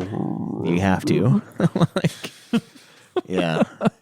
The gummy ship. The Joe Rogan gummy ship. Yeah, the Joe Rogan gummy ship. Get ready to be fucked up. Anyway, so I really love the gameplay. Yeah, honestly. I thought it plays really fun. When you could play it between the fucking scenes. movies you have to watch. Jesus. Especially at the end. But although admittedly it's like, well, it is a boss fight right after, so it's like, it's like the ultimate gameplay. So it works. Oh, there was something else about the gameplay that actually drove me nuts. Save points in this game are few and far between. Did you notice that? Yeah, that's big. Yeah, big. I mean, the game is bigger, but then also it's like, wasn't I able to save in the gummy ship part everywhere before, and now you can't? Oh, you can. Oh, you can? Yeah, you go into the garage, and then there's a save in the gummy ship. Oh, I never. But I still felt that way. I was like, I have to go to work. I was like, I guess I'll press the PlayStation button and hope no one turns off my PlayStation. Yeah, I'm like, can we stop at the fucking cutscene marathon? Can we fucking wrap this shit up? Yeah, so let me get to a save point so I don't get fired, so I can maybe buy your next game. How does it sound? It's like, and then I'm like, I'll just get to the save point in Pirates of the Caribbean. And it's like, fuck, dude, that was like 40 minutes. No, I had one that was an hour between save points. And I was like, man, I'm glad I didn't have anywhere to go today. Yeah. Good thing I didn't have anything, to do. Or like my power went out for a second. Like, yeah. That's a lot. I mean, I guess most of it was cutscenes anyway. So I guess I could have just skipped them if I had to replay it. But. Yeah. Dude, the last level was crazy. Like every time I would finish a chunk and then go save, I'm like, you have to do 2 chunks of bosses between each save, which is a lot. Yeah, we're considering the cutscenes between them too. Dude, it was like 40 they're long minutes. fights and they're long cutscenes. It was like 40-minute chunks in between those saves, and I was like, "Fuck, man, fuck." So that was that's one of the things you're missing by having a bigger, more expansive world is that. You can't just run to the cutscene in 5 seconds. Yeah. Or, excuse me, run to the save point in 5 seconds. But man, yeah, I love the gameplay. But again, I only had 11 hours of gameplay in this fucking 22-hour game. So. Yeah. So now we're gonna move on to Kingdom Hearts 3, the movie review. Yeah, that's right. No, but yeah, it was fun though. I think the combat's pretty fluid. It still has that Kingdom Hearts like not Bloodborne level of like precise, but this one is easy. So I wasn't like mad at it. I wasn't like. It didn't feel like a betrayal, like, oh, well, how come you're not blocking? How come you're not blocking all the time? It's like, because you don't fucking hit me in this game. Nobody hits me. And now suddenly I get to a final boss that's like, fucking, you're stuck in like a 9-hit combo if your ass deign to not block in time, and you're going to just get fucking laid out, and the game's like, ooh, press square. Just press square 4 seconds before he attacks, and then you'll block him. That's how a block works, right? You have to preeminently fucking figure out that you're about to get smacked. Yeah, you have to know the pattern. To know their fucking mind. But this one, it's just so easy. It wasn't even a thing. And then like I did do it on the final guys because I'd have to wait for my cure to come up because my fucking MP was like shot. Oh, I just zoomed around.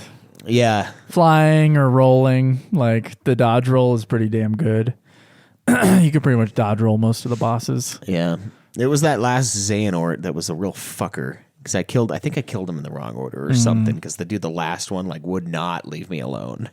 I couldn't. It was like getting stun locked in Birth by Sleep. I was just like, fuck, man. I can't even fucking think about moving. It's like, now you're mine. I'm about to hit you with my Knights of the Round Table move. And then I'll do it again and again. I had almost no trouble on those things. Yeah, there was only the one that I almost died on. All right. I literally died like in Toy Story. And then I think I died on a gummy boss and I was enraged because then I fucking went back and I just bypassed it was like a fucking tower. It was like a castle in the sky. And I'm like, what the fuck? And it had like 1,000,000 health. And then I killed the one half. And then I like go to its seedy underbelly and there's like another chunk. I'm like, dude, that was like 15 minutes. Damn. It's like, what the fuck? And then it killed me. And so I was like 25 minutes in the shitter and I was pissed. And then I fucking went back and I kind of like skated around and I didn't even have to fight it. And I was like, what is this? Like, God, like a roving castle in space just waiting to ruin your day? That's wild. Yeah, and I just fucking like bypassed it. So I died like 3 I times. accidentally hit into one of the boss fights in Gummy Ship and I just pressed restart and then I flew away from him. I was like, I'm not doing this. You're like, fuck that. I hate the Gummy Ship. Fuck the Gummy Ship. Yeah. Ugh, awful. Maybe if I was crazy and I was into it, it might be kind of cool. And this is the coolest Gummy Ship. Or if it had anything to do with the rest of the game. Yeah, like if driving around the Gummy Ship, collecting stars gave you fucking equipment upgrades, which maybe it does. Eventually, but maybe. Ones that matter, or that you would want to have. Yeah.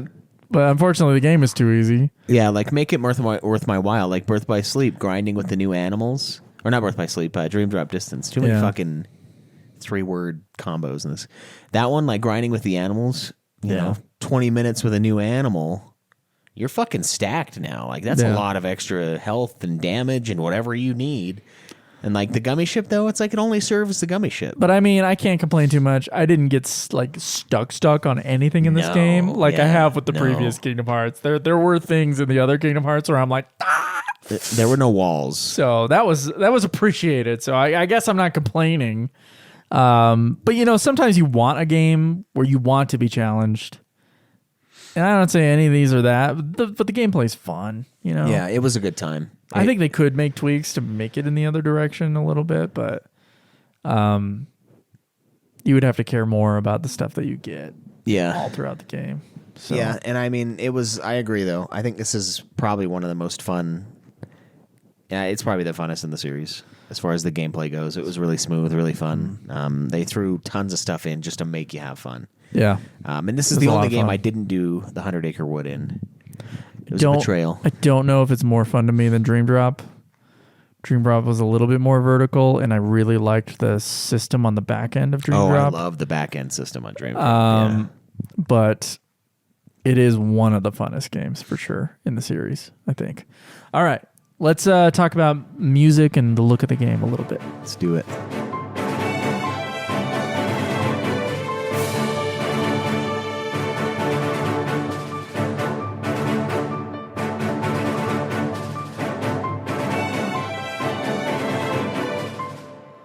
All right, so once again, Yoko Shimomura at the helm of the score You sure about that? of this game. No. Now that you're scrolling Wikipedia, I'm like, No, I'm kidding. It is. okay. I was like, what? Yeah. There's one she didn't do. Like in the Final Fantasy series, you can tell when it's not Nobuo. Yeah. So that'd be and Yoko Shimomura has her own style. And I think I would be able to tell if it wasn't her. Yeah. Generally, I think we probably would. if it was like a collection of songs. Yeah. One thing I will say, and this is a little bit unfair, playing the next game really makes me realize two things. One, I think Yoko Shimomura, she's definitely not as good as Naboo, in my opinion. But two, it's also almost unfair because she has to do Kingdom Hearts, which is like Disney. She has to Disneyify her music. Because like some of the tracks and like even garbage games like, I guess it's not garbage, but even like mediocre games that most people hate, like Parasite Eve Third Birthday, like there's some pretty fucking sweet tracks in that game. Like the menu theme is like awesome. I think the soundtrack to 15 is amazing. Yeah, I mean, I think there's a lot of like 5s in 15, but there's a lot of 10s that are like really fucking epic and like awesome. So yeah, she makes really good music. I do feel like Kingdom Hearts kind of like dampers her a little bit because it's like, oh, you gotta make it Disney. No, here's the deal. There are the map themes that we are, of course, berated by. I don't know. Too much. It's too much map theme. Barraged. And it is, so we're seeing, of course, we've bitched about this 12,000 times, but Agrabah, we've been in Agrabah at least 17 times in this series. I'm pretty fucking sure. Yeah. And they never changed the game music. And because we're playing these games so quickly in a row, it's a lot of hours in Agrabah, and it becomes aggravating at that point. So I think some of that is a little bit unfair, but what I think she does is when she's her actual Kingdom Hearts, because you can have like the area music, which I think is good. Sometimes it's a remix of a song from the actual movie, and then sometimes it's her own thing. But then she has these Kingdom Hearts ones, which are much more epic with the piano, like the menu themes and stuff like that. I love those. Those are beautiful pieces of music. That's what every time. That's what I've been reminded of occasionally in this music one. Is like, oh yeah, when it's like an original piece, it's really good. Yeah. Like if compared to most video game soundtracks, like it's pretty good, man. It's up there. Fucking most video game soundtracks are not that good. No, they're not. Yeah, they're just loopy, and nowadays you don't even hear the soundtrack nearly as much. It's just kind of like droney type stuff. Like that's the style now. Yeah. But she has a really strong. I think she's at least. A lot of people love Soken, and I do like Soken a lot. I don't know who I like more. Soken to me is a third, and it's a distant third. I think it's like it's Nobuo on top, and then it's Yoko, and then so there's a drop, and then it's Soken. Because to me, Soken does not have melodies that stick in your head nearly as well. And he does not have the batting average of either of those two composers. I mean, no.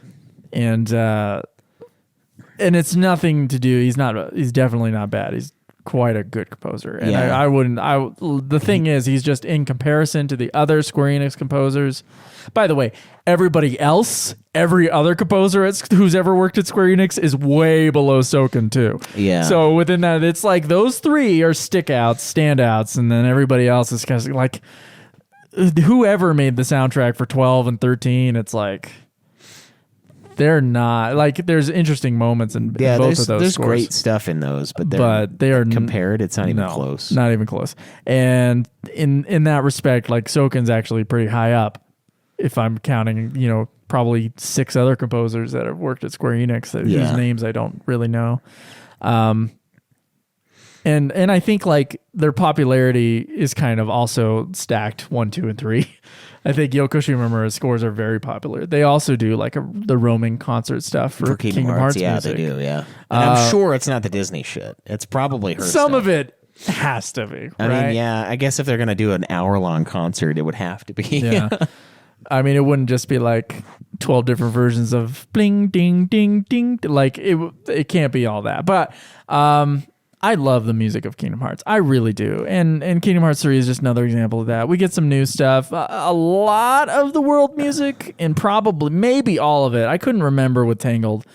A lot of it's from the movie that it comes from, like some kind of redo of that. So I wouldn't know if this is necessarily like a great example of her original scores. No, and that's what makes it unfortunate that the game we have to celebrate her music is the Kingdom Hearts game. I know that's most of what she's done, but it makes her seem like a fucking chump. She's done a lot of other stuff too, but it makes her seem like a chump compared to like we're doing we're playing fucking Theater Rhythm Final Bar Line, and it's like, fuck yeah, this is fucking sweet. And it's like, gotta remember, he was in charge of the music for this game. They didn't fucking tell him, okay, you gotta make it a Disney theme. You gotta make it Agrabah again. Remember Agrabah? You gotta do Agrabah one more fucking time. It was, here you go, do your thing. Yeah. And like when she does that, it's really good. Like the menu theme is like amazing. Like all the original stuff. Ding, ding, ding, ding. Yeah, that's like a great little jingle. The way that she's used that melody throughout a lot of her music, and you really only hear it in the big moments near the ends of the games. Yeah. That's what makes it that's when you hear like the Kingdom Hearts core music, because there's the Disney stuff and there's the Kingdom Hearts stuff. And the Kingdom Hearts stuff, I think, is like, that shit is 10 out of 10 on everything for me. Like, I love that music. Yeah. What did you think about the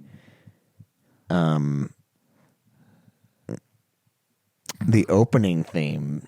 The fucking Skrillex song. I forgot about that. Oh, fuck. I did that. Hey, by the way, are there two Utada Hikaru tracks or just one? She was in that. Okay. But there was an ending one, too. And then the theme song. But they didn't sound like the same song. Did we get two? I think we did, yeah. Okay, all right. Because like when I was at the end, I'm like, this doesn't sound like the first song we heard. Yeah, that was the worst Utada Hikaru track so far in this series, for sure. The first one? Yeah, the first one you hear. Yeah. That was like the remix thing, and I'm like, I'm getting a remix of a song I haven't even heard yet. And that's kind of where I was at with that one. Because the other games, you got the Simple and Clean, you got the Sanctuary. You got those two songs, and then you had like different versions of those songs, especially Simple and Clean. There's a million of those. And then in this one, it seemed like we just got two different tracks, which is fine. Yeah. But I kind of just expected them to replay the first song like they did with the other games. And they didn't. It was a totally new one. So that was an interesting... no, those were not... Like the ending one I actually liked. Yeah. But... that first one threw me off. Yeah, I was like, what the fuck? I guess he's a big fan of the series, though. Oh, really? Yeah. So I didn't even know it was Skrillex doing it. Why couldn't it have been like Dave Mustaine? It's like a... No. He'll do random shit, I wish it was just Utada Hikaru. Just... yeah. Like the Gears of War song that was supposed to be for the game Gears of War. But he didn't get it done in time. Is that really what happened? Yeah. Oh, wow. So they're like, okay, well, we'll put it on the soundtrack, but it ain't going to be in the game. Wow. He's like, well, fine, I'll put it on my CD then. Fine. Those motherfuckers at Gears of War. Fucking Microsoft. Bill Gates and his vaccine strike again. Yeah. Wow. I'll have to invite Dave back before the show ends. But. Yeah, that Utada Hikaru. I guess I would have to hear it in every game at least twice in order to have a real opinion on that final score. Yeah. Or that final piece of music. It seemed good, in the though. last I credits. wasn't like grossed out. And normally about 80% of the time with the vocal tracks, I'm like, eh. And hers are good, but it's like, well, lyrically, it doesn't really make any sense. No, lyrically, they're fucking way off. It's like, why are you putting this... The first two. Yeah, it's like, why are you putting this in your game? Like, what? Like, this is something I don't understand. Like, she's a big...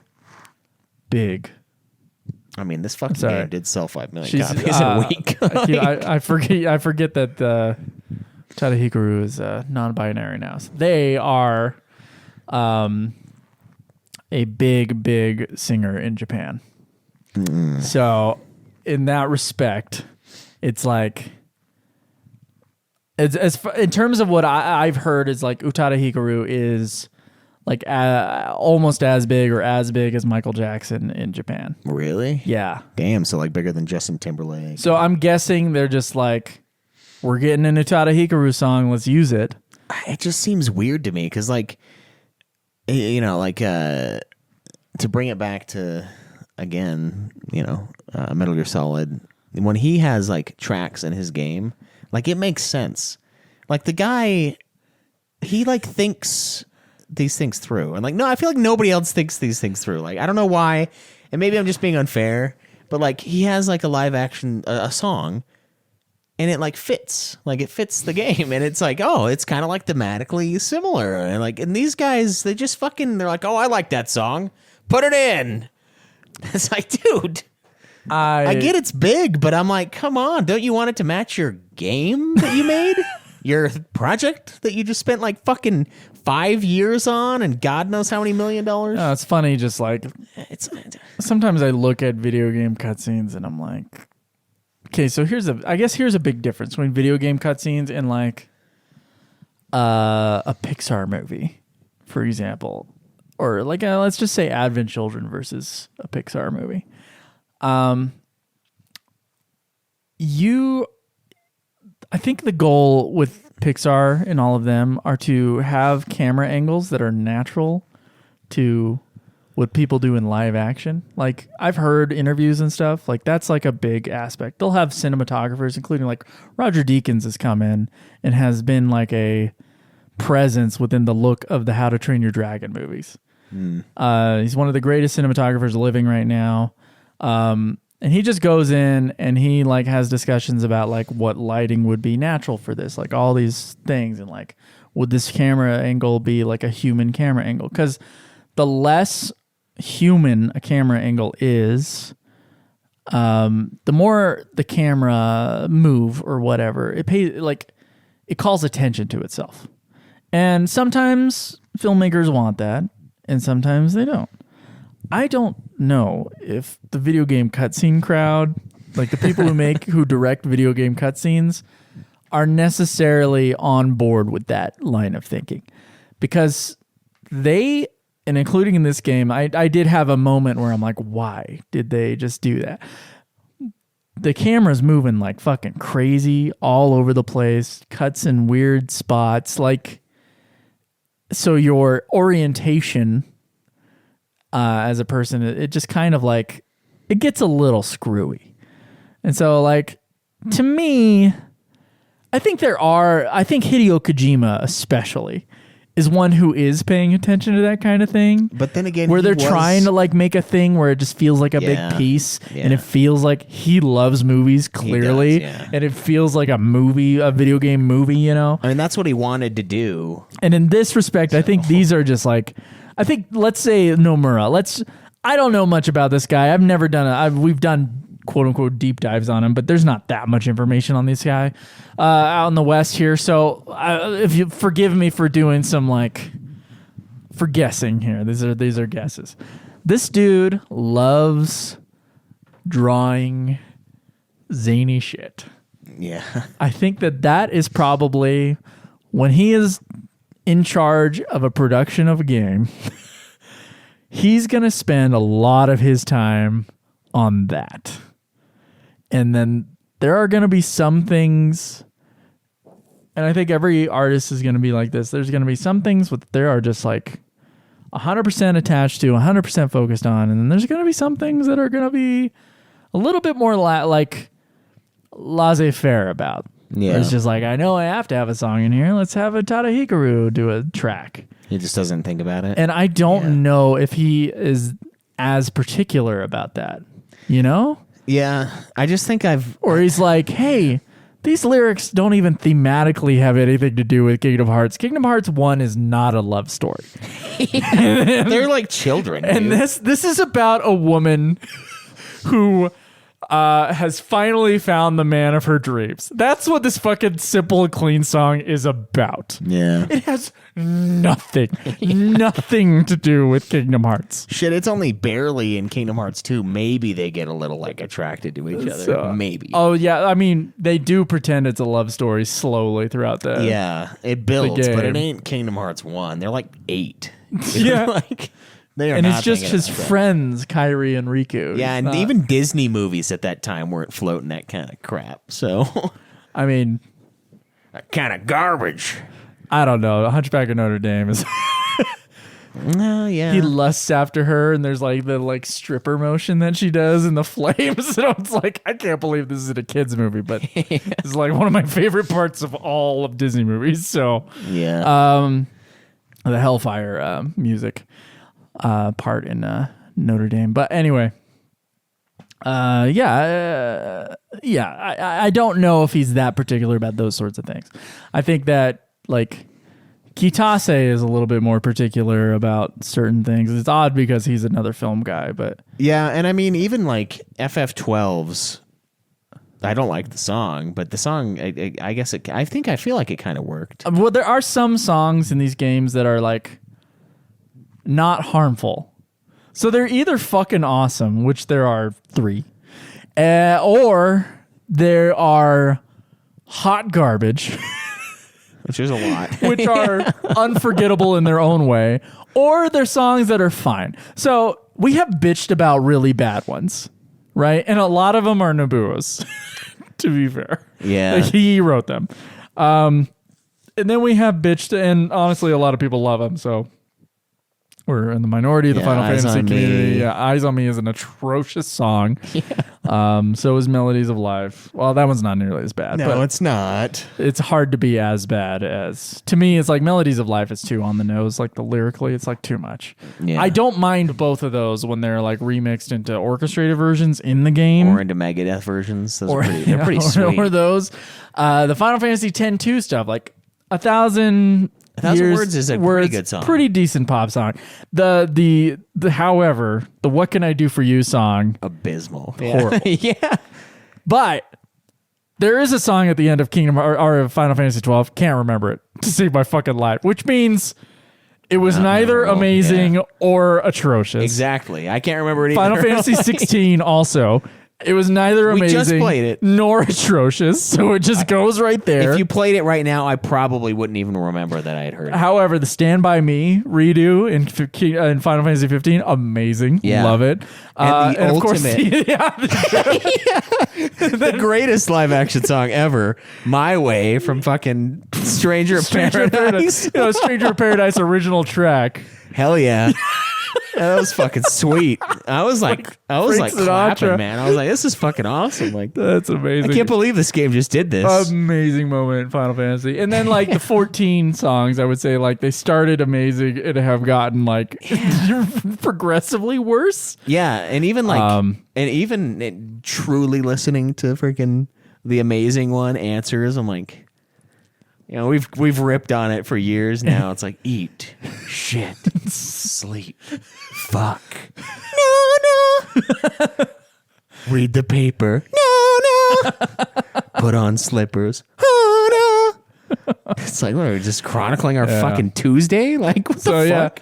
Yeah, it's definitely an uneven thing. I think it's just per game. Even the mumble rock one on the newest one is like, it's okay.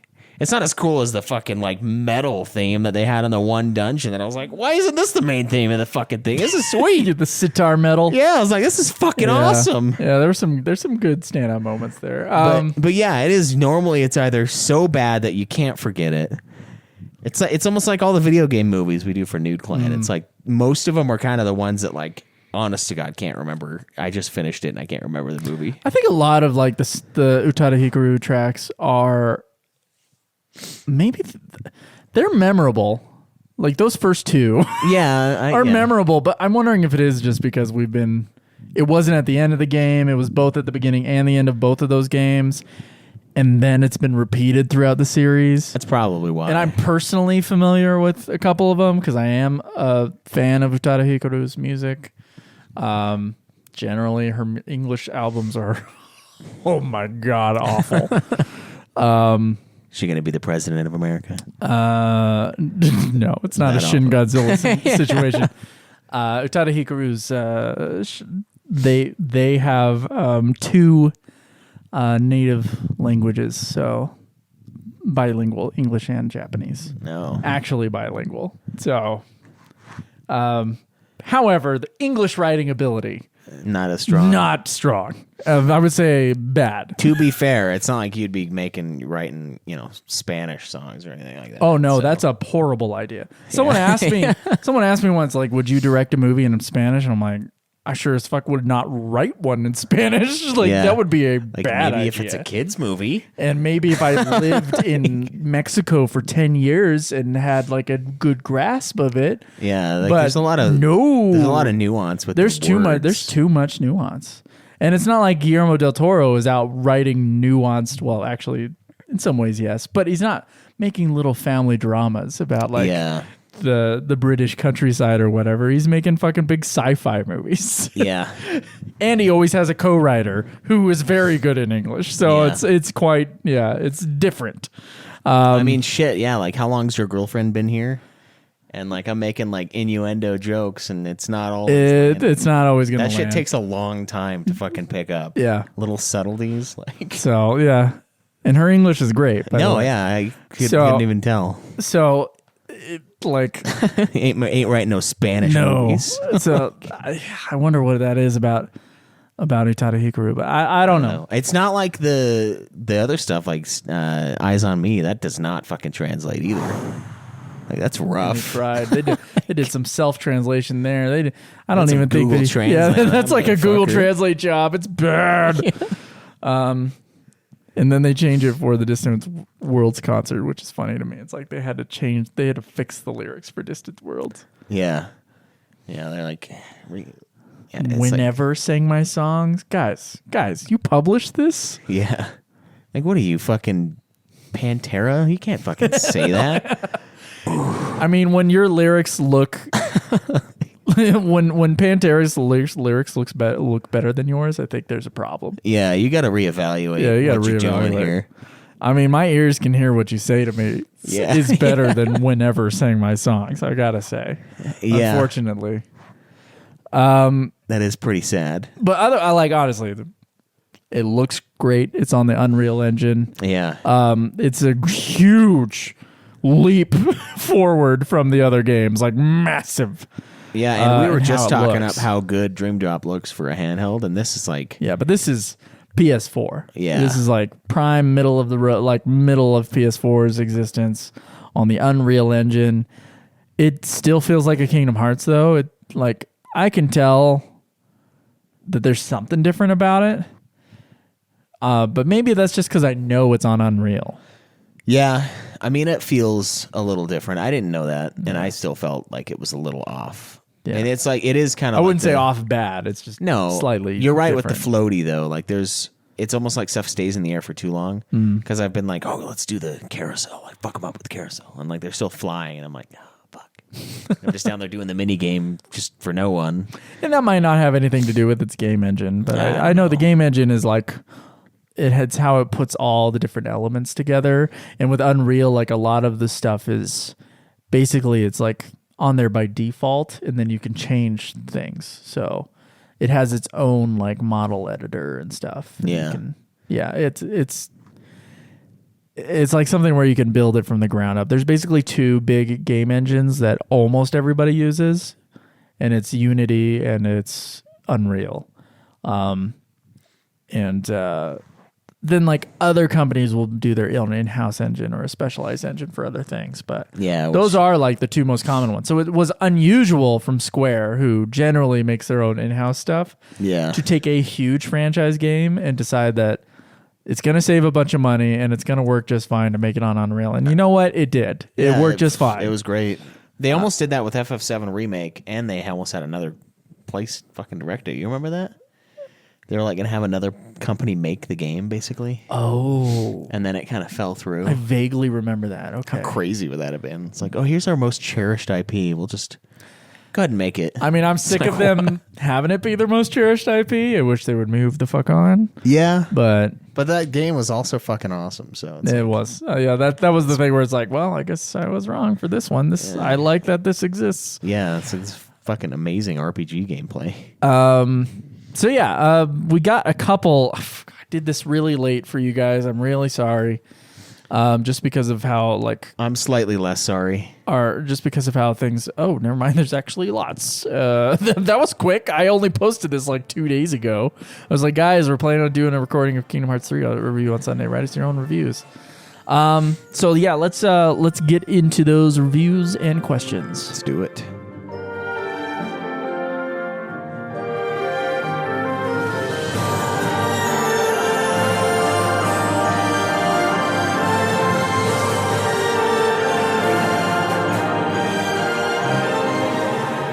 All right, so Well, you do all the Discord ones, right? yeah, do you have any on email? No. Oh, you fucker! No, get on Discord. Okay. Oh, that's your job. No. We go back and forth on these. All right. Shinru says, my KH3 review. Beautiful, shiny game, but felt like it was missing some of the soul previously mainline Kingdom Hearts games had. I don't like the weird Unreal Engine Play-Doh hair or clay-molded generic faces every character has in the game. As someone that was waiting for Kingdom Hearts 3 forever, maybe I was going to be let down. The gameplay and battle system were just alright. Didn't feel that much of an upgrade to Kingdom Hearts 2 or Dream Drop Distance combat. The worlds were the best part. Love that Toy Story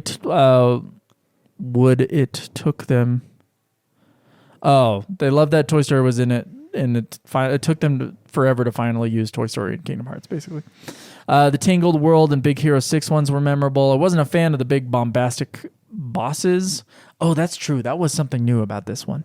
Its boss fights were like, it was turning into a Final Fantasy in that respect, where it was just like a phase after phase after phase, and there'd be like these big crazy combat sections of some of the boss fights. I forgot about that. Yeah, that's a big part. Big. The story didn't really interest me, and when it finally picked up at the end, it felt so rushed. Like, let's get this over with.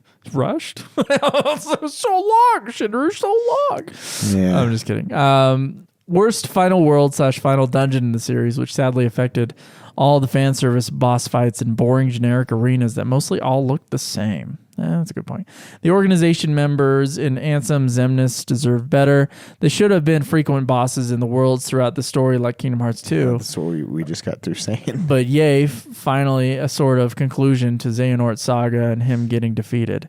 They made sure to tease other stuff and leave some questions open, though, especially with the secret ending. All in all, game felt rushed, and they didn't even include FF characters in this one. Where's my Cloud Sephiroth fight? But yeah, conclusion, beautiful game, fun, fast-paced gameplay and visuals, derpy faces and character models, Play-Doh hair, big open worlds, but lacking anything actually fun to do in most of them. Lacking a lot of content from previous entries, felt like a downgrade in some areas. Story sucked and was not done all that well. Boss fights were very bad in this one. Combat and stuff also felt off to me. Disappointed and didn't live up to the hype. Nomura then had all the nerve to say he didn't know people still wanted FF characters in Kingdom Hearts and that he felt the series had moved on, and he rolls his eyes. Anyway, 7 out of 10. P.S. Love the CG intro. That Skrillex remix was well done. Dude, I was watching it and I was just like, man, I'm glad I'm alone. That's interesting. I didn't really chalk the look of the game up to Unreal, personally. Yeah, I mean, there is some weird stuff in it, I guess. But, like, it's just it's way after the last game. It's hard to even say why you would say. I mean the other ones were handheld, too, that we're looking at. Yeah, so it's just Kingdom Hearts 2 to this one. And it's a huge jump. That's a big fucking jump, yeah. So I just think it's mostly that, Shinru. That might be... maybe the direction they took might not be, and maybe Shinru knows the look of Unreal better than I do, and maybe that is the default look of Unreal. But I don't know. I've seen games made on Unreal that look totally different. Yeah, like I feel like the skinning that they had in the game was probably up to them. I mean, it's like 7 years later too from the last game, and then fucking way more from Kingdom Hearts 2. Wasn't it like 05? Yeah. It's like 14 years, bro. Yeah, That's a long-ass time. Yeah, I don't know. And maybe Nomura probably wanted that look. Yeah. So, and he's making an even more realistic-looking Kingdom Hearts 4. I will say the weird face models on Jack Sparrow were kind of odd. I think it still looked better than Kingdom Hearts 2. Oh, well, yeah. I like... Kingdom Hearts 2, it just looks weird, even on the rematch. I think he was the worst character model, too. I think the other ones... Well, no, Keira Knightley's model also didn't look that close. Fucking weird. Yeah. Like her face is like fucked up. She doesn't look quite right in this game. She's not super hot. She's supposed to be super hot. Yeah, that's true. So, SB Brown, number 1, Kingdom Hearts 3 review. I agree with Shinru. The look of the modern Kingdom Hearts that we got in 3 was not what I expected. Just wait till you see 4. And it always looked odd to me playing the game. On the gameplay side of things, I thought the combat felt great and like a proper evolution of the series. I enjoyed most of the worlds like Toy Story and Tangled and, of course, Twilight Town. Though some worlds like Big Hero 6 felt underutilized. That's weird. I feel like they fucking utilized the shit out of that world. Story-wise, I played the full Kingdom Hearts series after 3 had released, so I knew it would end with a lead into future games instead of being a full conclusion that some fans wanted. I thought the connection to Union X and Dark Road were cool, especially since I spent 7 hours watching all the mobile cutscenes prior to playing 3. I enjoyed the story overall, especially the connection to FF15 and Versus 13, though I agree the Remind DLC should have been a better conclusion. Sound design-wise, it was great as always, though Face My Fears is definitely my least favorite ending credit song. Overall, it felt like a modern evolution of the series with fun gameplay and a good story, though I didn't feel like it achieved the 10 out of 10 level a lot of people were looking for. I enjoyed 2, Birth by Sleep, the games have been there, and DDD, yeah. More looking back on it. Finally, shout out to the gummy ship actually being decent fun in this time instead of a rage-inducing minigame. Question, what did you think of the FF versus 13 connection thing in the secret ending with Nomura using the same camera angles, settings, and dialogue as versus 13 trailers had? Didn't see it. Yeah, I don't remember that. People told us to watch it and we just didn't have time. So the secret ending stuff, I just didn't even look at it. It's interesting that there's a connection to Versus 13. Like, what is Nomura saying? I don't know. It's actually that Kingdom Hearts 4 is a Final Fantasy. That's maybe. Honestly, maybe. Oh no, I saw that stuff. I did. Yeah, I saw some stuff referenced there. Interesting. Yeah, I don't really have an opinion on it, but it is interesting. It's almost like I'm going to take my game back in some way. Are you excited or apathetic for Kingdom Hearts 4? Apathetic. I'm interested. But if between those two, I'm rarely excited for a game to come out. Like when they said they were remaking Resident Evil 4, I honestly to myself was like, it's already an HD game. And then I was like, wait a minute, it came out on the PS2. It's like, maybe it's not an HD game. But like, for me to be excited, it's got to be like a big deal. And even that, I wasn't like super excited about. I was like, nah. I mean, you could hate Resident Evil 4 like I do. I mean, you'd probably like the remake. Can you move and shoot? I don't know. I've installed it. I haven't played it yet. Oh, okay. I fucking bought it like a dumbass, knowing that I wasn't going to have time to play it for quite some time, and now it just sits and taunts me. He does have a Melody of Memory review, too, so we'll have to keep that for later. Yeah, so I'll have to remember that that's there. Shinru, I'll keep going for a minute. Question for Kingdom Hearts 3. Is Donald Duck the strongest Kingdom Hearts FF magic user? What did you think of him casting Zeta Flare? I mean, it's not as impressive as Stopsa from Mickey Mouse. Yeah. Or, I mean, Xehanort does Stopsa in this game, too. That's true. And then there's a beam collision. Yeah. My favorite full thing. Dragon Ball Z. I don't think so. But I probably just grinded out some items. I just don't think about these things. Or some spirits, you know? I mean, like Vivi, come on. Vivi's pretty powerful. And like FF10, dude, you know how fucking powerful Lulu became? Lulu is stronger in every way by the end of my save file in FF10 than Donald ever could dream of being. She makes my genes stronger. She had max strength, max luck. You know how long that takes? Fucking hours. Sorry. A quick review of Kingdom Hearts series. A quick review of KH3 as a series of complaints. This is from Frost. Holy shit, the flying battles are trash. I hate the flow motion shit. Pirates. So just to summarize this world, one of the first fights is a flying mechanic, then underwater combat, then boat battles, then collecting crabs, then more boats. The fucking pirate ship battle is bullshit. Friggin' Shadow the Hedgehog's 06 controls.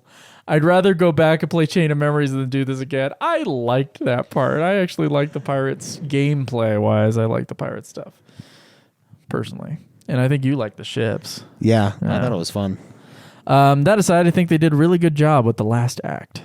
This is also by far the easiest Kingdom Hearts game. Combat was smooth, and they were very generous with where you continue during boss fights. My 7-year-old could do all but the hardest sequences on standard.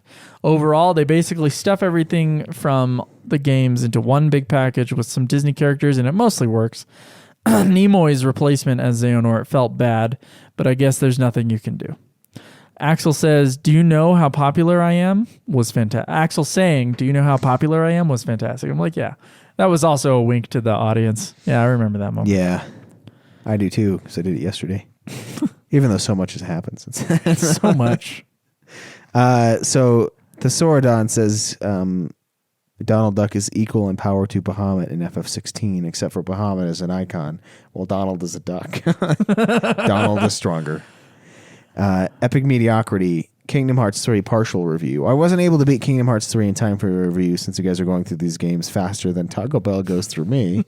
But I did get about 14 hours into it, so I feel I can give it an opinion on it. Taco Bell goes through you in like 5 days? Yeah, that's bro. Yeah. Sorry. You got problems. You got some problems, bro. If you don't know anything about Birth by Sleep or Dream Drop Distance and you just play Kingdom Hearts 1, 2, and move on to 3, then it's a hell of a confusing game. All this talk about finding Aqua, Sora needing to regain his power of waking, and some organization members regaining their original forms whole, some haven't, is incredibly jarring. I understand that all these games are actually important to the story in some way, but I feel like Kingdom Hearts 1 and 2 could actually be played back to back. And although it may be confusing, you can get a rough idea of what's going on. But with Kingdom Hearts 3, you absolutely need to play all the games or you're just going to be lost. It's most likely due to it being a culmination of all the games up until now, as well as the most recent game being released 7 years prior. But I think it's a poor way to tell their story. The gameplay is probably the funnest in the series. The combination of all the systems they added along the way was a great idea of giving it incredibly fluid gameplay. The form change system was a blast, and being able to equip multiple Keyblades and swap them out mid-combat was awesome. It gave you the ability to utilize all aspects of combat in the game without having to stop and change gear so that you could switch up playstyles. The new flow motion system was pretty cool, and really enjoyed being able to dash mid-air as well as run up walls and use the environment to my advantage in combat. I also really enjoyed the fluidity of the magic system. It's not perfect, though. The attractions in the game were helpful, but they felt incredibly out of place and didn't belong. It was fantastic to get new music and new worlds that actually had quite a bit of substance to them, but the new graphics did feel wrong at times. But I did eventually get used to them. I think the Toy Box level was hands down the best one out of what I played because it had such a unique feel to it compared to the other worlds. Being able to pilot the mechs really helped seal the deal on that. Yeah, those were fun. Yeah, that was a good time. Also, the new Gummy Ship stuff was cool. It felt like the series was finally got an actual world map that you could travel. Top 3 Keyblades to use for combat: favorite Deputy, Shooting Star, Kingdom Key. I used 2 of those. Favorite Deputy was my favorite. I think I used all of those, actually. I'm not all the way through it yet, but as of now, it's definitely an 8 out of 10. The gameplay is incredibly fun, and it carries it 100%. What? You already said that again. Top 3 Keyblades. Gives his other top 3 Keyblades again. Just in case you forgot. Yeah. Favorite Deputy, Shooting Star, Kingdom Key. He asks, with having completed the series as far as story goes, what would you rate it as a whole? For instance, I would give the concept an 8 out of 10. It's an incredibly unique concept that really isn't anything else that you could like anything else you can think of. However, I would give the execution a 4 out of 10, leaning towards a 3 out of 10. The way it's been told has been extremely poor in my eyes. Man, we're going to give a rating to the whole Kingdom Hearts series? How about before the legacy? And how about we do this on the next episode after we finish the last Kingdom Hearts and we rank it against the other series? That's a good point. Okay. So to be continued. We will answer your next question week. What have been your favorite parts of the story, if you had any? Favorite parts of the story is any scene where Axel shows up, because I feel like he's the best character in the whole goddamn thing. And not any scene, because sometimes there are just repetitive scenes where you're having ice cream. Yeah. Where you're sucking down that Dark Seeker ice cream. Yeah. A dark hole. Dark Seeker. Anyway, that entire thing. I just love Axel. I think he's a lot of fun. I think Sora's a good character. Riku's interesting. He's kind of like conflicted. Yeah, Riku's an interesting character. Gone to the I'm dark. not sure if I've totally understood his whole story, and I think some of that was just because I missed Chain of Memories. But Yeah, I feel like that was a mistake in ways. I don't know. In other ways, I'm glad we didn't. And I like Aqua. She gets a lot of screen time after BBS. So anything with those characters, but every time I'm like out of those things, I'm like out. Honestly, one of the most like interesting, beautiful, mysterious moments that felt very Kingdom Hearts, and honestly has happened in the Final Fantasy series. I think I'm a big sucker for like characters disappearing on screen. They just like disappear. So when Sora disappears at the end of this game, I was like, wow, that was a really interesting, kind of beautifully executed little moment there for the ending of the game. And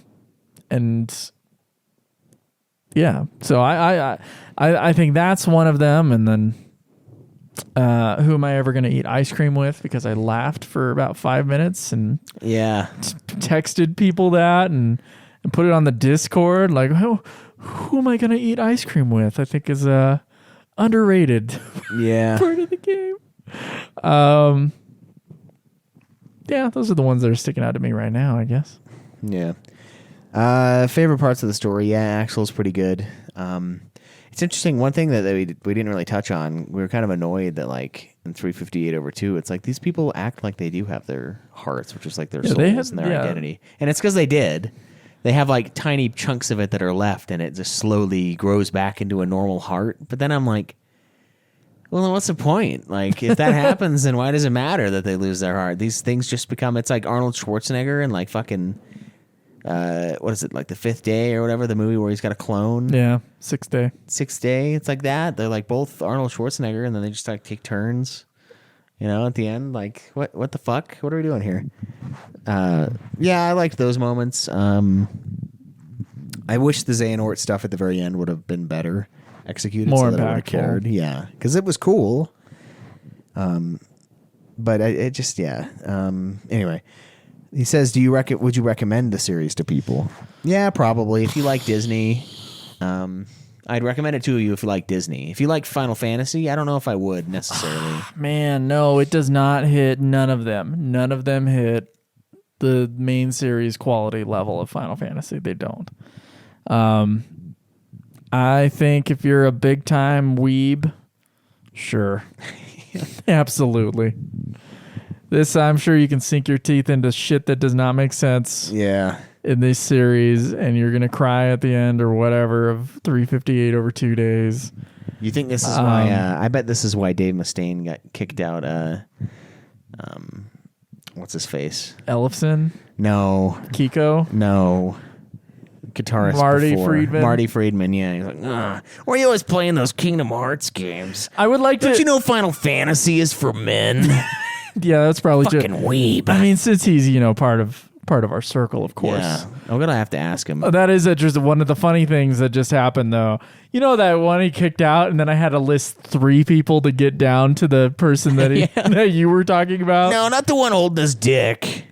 So not one of the 15 members of Megadeth there have been. Yeah, there's so many that it's like a separate Wikipedia page. I don't even know. What's crazy, that's probably my second favorite band. I don't know all the members of the band. Because that is insane. I don't know the name of the new bassist. I have no idea what his name is. It's really just Dave Mustaine. He's been in it twice. He's been in that band twice, and I don't remember his name. Yeah. It's just the Dave Mustaine and others et al. Yeah. That's pretty much. But yeah, Marty Friedman played way too much Kingdom Hearts. Would you recommend the series to people? Here's what I would honestly recommend at this point. I think it would be good for kids. I think I'd recommend Good for kids. Like to get into Final Fantasy. Good for kids who are interested in Final Fantasy. I think when I played it at like 14 or whatever, that was perfect. I was like young enough to be able to handle some of the bullshit, forgiving enough of Japanese like stuff translated into English and then I liked the imagery that was similar to Final Fantasy, and I liked the combat because it was a fun game. So young teenagers, maybe like 10 to 15 you could probably get away with. Yeah. In that age group, as far as like, oh, you'd probably like this game. Like I would probably give this to my nieces and nephews. an adult who has loved Final Fantasy for a long time and has been on the outside of the series, I'm like, you know what? I would probably tell him and be like, hey man, skip the cutscenes. Yeah. It's stupid. So just like in terms of if I'm going to compare it to other Square Enix stuff, it's like mid ground. But if I'm going to compare it to all media, skip them cutscenes, bro. They're dumb. Which game was the most fun? Or Epic Mediocrity, I believe we're going to answer this either on this episode or the next one. Do you feel like playing most of the games in such a short span of time influenced your opinion on those particular games and or series as a whole? The answer is absolutely yes. I think in some ways it didn't. The only one that is like soured in my mind based on time has been Kingdom Hearts 1. I think in one way you're a little bit more objective with it. Like this game did this game did this. I'm seeing the combat evolve and I'm seeing it evolve quickly throughout my life. Yeah. I think the only thing that it probably sours is the we've already said this, the reusing of soundtracks that get annoying. And worlds. Because I've been to them a million times. Yeah. I didn't play this 3 years ago, and now I'm playing a new game, and it's going back to those worlds. I think I would still be disappointed that they didn't change the worlds around, but Probably. it wouldn't be like annoyed. It wouldn't be as irritable. annoyed. Yeah. Yeah. So I do think it changes that way. Do you think it changes in any other way? I'm less patient with the story when the cutscenes get long. I feel like the story is more annoying. Although if I was truly invested in it, I would probably redo them. Because like, when the new season... I played 16 fast too. And I remembered way more of that story and was way more invested in it. Well, yeah, it's better. And that is... But isn't like, that the thing that separates it? I think it probably is. Yeah. It's just better. It was just better executed. Yeah. Sorry. Weirdly enough, the 14 guy made a better story than Nomura. It's hard for me to say. Yeah, I mean, we read that 14 Turks, the Kids Are All Right book. That was was that Nojima? Nojima, yeah. It was Nojima. That fuck. Yeah, that book's terrible. I guess those influenced it. I mean, I feel like it would have. You said it last time. It would have just been like a familiar friend, going back to like, oh yeah, Dagobah. I remember when I played this last one years ago. Be like, oh, it's not a new one. Oh well, and that'd probably be the But I wouldn't replay them all. But like with like a new season of Thrones coming out, like it was like get the boys together, we're watching it. Oh, we've replayed Final Fantasy games. We're marathoning it. Yeah, we have. Yeah. So, I'm not replaying these. I'm sorry. No. Well, maybe if I wanted to get the trophies, maybe. Well, you would skip the fuck out of the cutscenes, wouldn't you? I think I would. That's too much time. It's too much. I'd be going in it for... And they're not interesting enough. For glory only. Not most of them. For dark hole glory only. Extra questions. Did you ever think the Kingdom Hearts story would go in the direction it went? How did you imagine the story going after playing Kingdom Hearts 1 or 2? I don't know. We probably would have discussed that on Kingdom Hearts 1 or 2. At this point, it would be hard to tell. I didn't think it would get this complicated. I didn't think there were going to be... I think that it was many Xanwarts? Birth by Sleep and Recoded really are the ones that kind of just started the we're going to fuck around kind of a thing where... I don't normally take media this way. Like, unless it's something I'm really, really, really into, I'm not looking to the future. Sorry, I keep like kicking this thing. I'm not looking to the future trying to think like, what are they going to do next? I only do that on things that I like absolutely love. Yeah. So like Game of Thrones, there's a lot of like speculative talk at work and stuff. It's like, oh, what are they going to do? This guy's like, oh, I think they're going to blow the city up because of this and this and this. I'm like, no. And even then, I wasn't good at it. People would be predicting shit all the time that I was like, oh, I didn't expect that. But like I normally don't do that with media. I just kind of let it happen to me, and then I like think about like, well, was that fair? Like, did that have a good build? Like, was it fair for them to pull that punch? I'm not like thinking around the corners like, ooh, where's the series gonna go? I'm just I let the story unfold before me, and then I either accept the story or I don't. It's generally how I do things. Yeah, I think me too, honestly. in a lot of ways. My own memory of something is based upon its emotional strength and how much it affected me.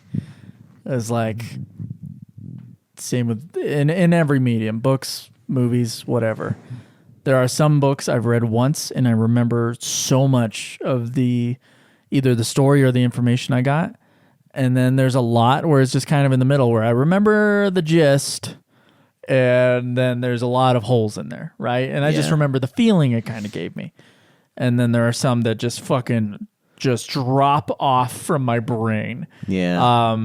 A lot of movies will do that, and then a lot of episodes of TV do that. I think more so than movies.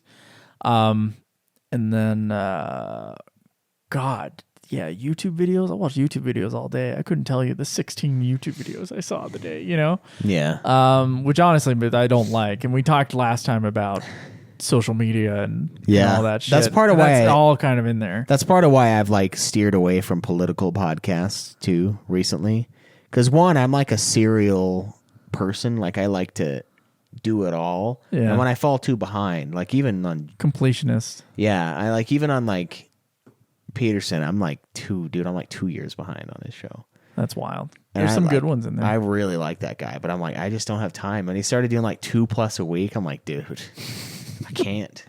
And so I feel like it's overwhelming. But also with those, they're good though. With like political stuff, it's like the rage of the day. No, yeah, that's and just then it's like a new rage the next day. they have like, no memory too. Like yeah, and I was like, I don't really, anything political has no memory. I don't really care, and so I haven't like at all. The only time I've done it is if it's like an interview with somebody, and then If it's I'll a be long like, form, like 3-hour interview with someone who's then running I'll for do president, those are what I appreciate. yeah, Like the but- Rogan ones, like I appreciate those. Like even if I'm not ever gonna vote for the guy, I'll listen to the Rogan episode on whomever.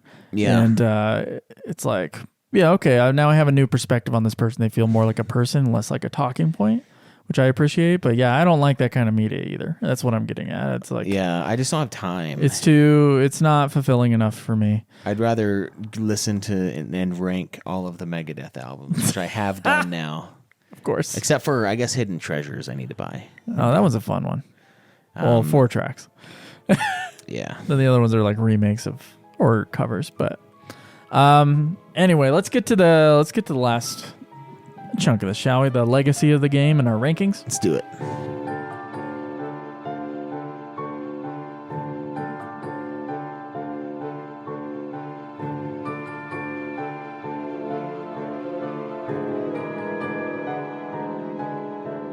All right, so I mean, people clearly love this game, right? Yeah, I don't know about that. It's kind of mixed, honestly. A lot of people didn't like what the story went. Let me see what Caleb Craig. I was talking to Craig the other day. He'll be our legacy master. How about that? He's the Okay. key to the legacy. So I said, man, Kingdom Hearts 3, the boss rush movie. And he's like, yeah, Kingdom Hearts 3 kind of blows ass. And I said, I don't mind it that much. I played them all. He says every level is just the movie instead of a retelling. And he says it has the same issue as 2, where you just end up doing the attraction moves, pressing triangle, and the levels are too long. They didn't break it up in the middle. Yeah, he I doesn't. mean, like is that the general thought? Like, He says it's just lame and there's no FF characters. yeah, I mean, we've already touched on the FF character. They weren't that big. I mean, the Kingdom Hearts 2, they were like part of the team, or Kingdom Hearts 1, they were part of the team, which was kind of fun. But and now they're just totally moving away from it. But I don't think they were ever that consequential story-wise. Really. They were always on the side. They were So just side things. So I don't know if it really makes that big of a deal. But yeah, people don't like this game. People think of this one as a disappointment. And to me, I was like, come on, that's all just hearsay. And then I played the game myself. And I will say it's not as bad as people's reactions to it have been.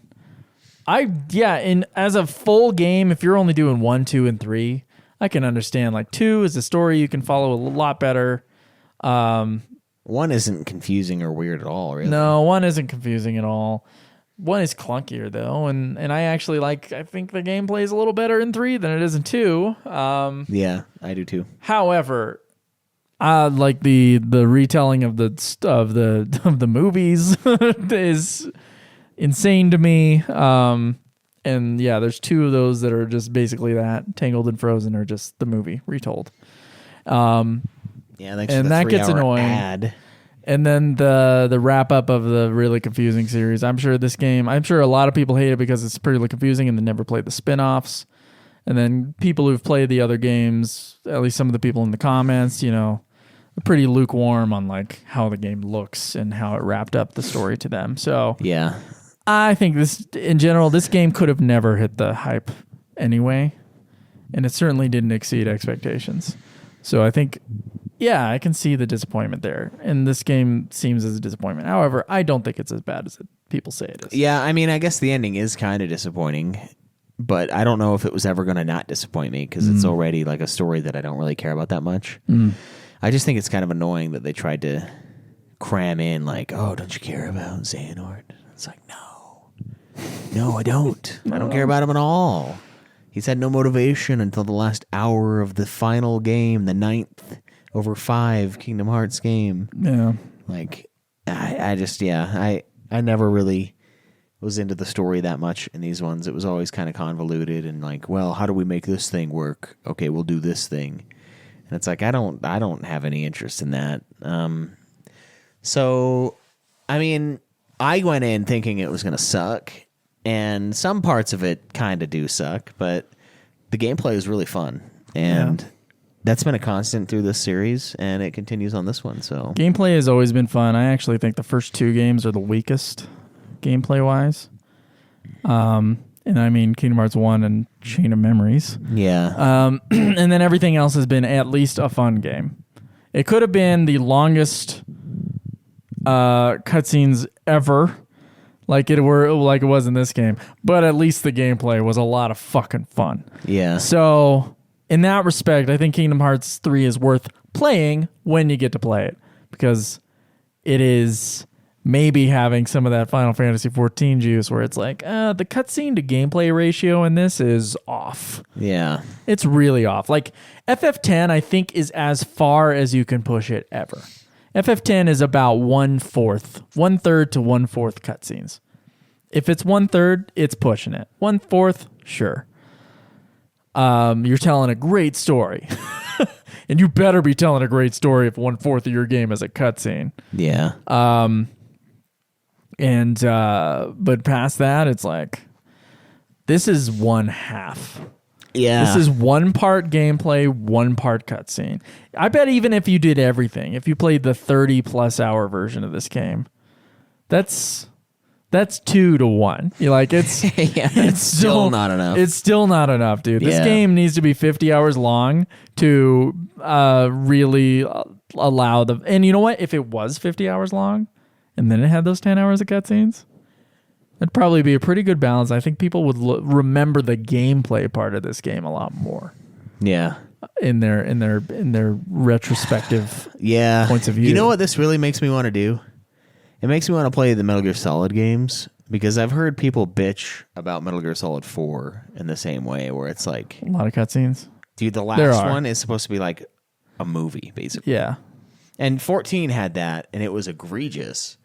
But I'm like, maybe with him it won't be as bad. The cutscenes in... I've never played 4. I've watched other people play it, so that doesn't really count. But I've never played Gears of War 4, excuse me. Gears of War. Oh my god. Metal Gear Solid. Yeah. The geared word. And then I was thinking God of War. So Metal Gear Solid 4, I've never played. I played Metal Gear Solid 3, which does have long cutscenes. The thing is, they're interesting, fun cutscenes that you're interested in, and so you are pulled through that. And I have a feeling, because people seem to like 4 more than 3, at least maybe just people in my life. I guess I don't know what the consensus is among the fans, but I bet that one's good. I bet that one's still pretty good, just based upon 3. Yeah, I'm sure the story is probably awesome. Yeah, but and even just a little bit, I've played a 5. And 1, of course. Like, they're long cutscenes, but they're fun and they're interesting. And he's telling a story, I think.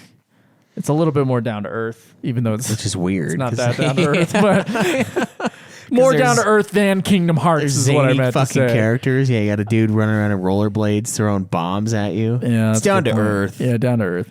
Anyway. So I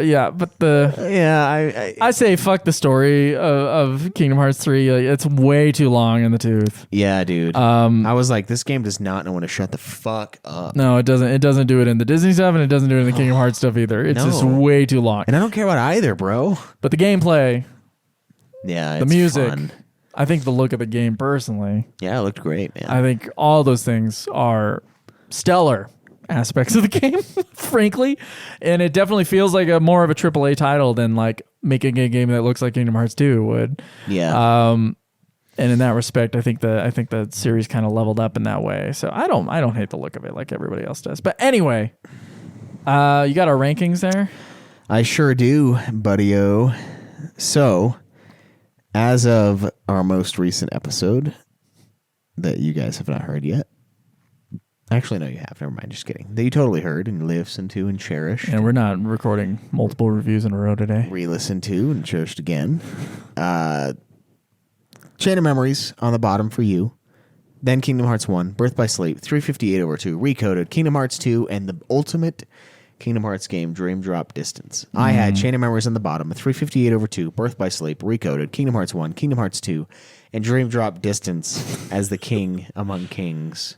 Okay. A 7 out of 10 game. No, I'm just kidding. Yeah. I'm not going to give it a ranking. As a number, I refuse. Okay. You guys will be mad at me if I do. I think you should go first this time. I think I've gone first every other time. Where do you put Kingdom Hearts 3 in the total of your Kingdom Hearts rankings?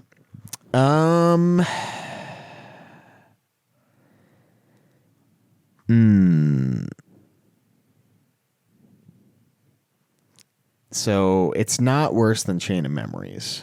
No. And 358/2 is under Birth by Sleep. And I don't think it's worse than Birth by Sleep either.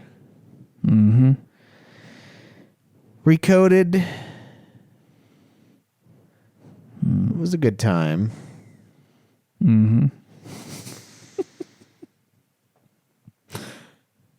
I'm going to put it above Recoded. Okay. Right below Kingdom Hearts 1, 2, and Dream Drop Distance. Okay. Interesting. All right. Let me look at my list. I just want to make sure. Okay. Here's the deal. This is probably the second funnest game in the series. But the amount of fucking cutscenes in it is absolutely awful. Yeah, unacceptable. Unacceptably long-winded. There are good moments. There are good things about its storytelling, especially when it comes to the Disney stuff. So it's not all negative. But the game, there's not enough game to cutscene ratio.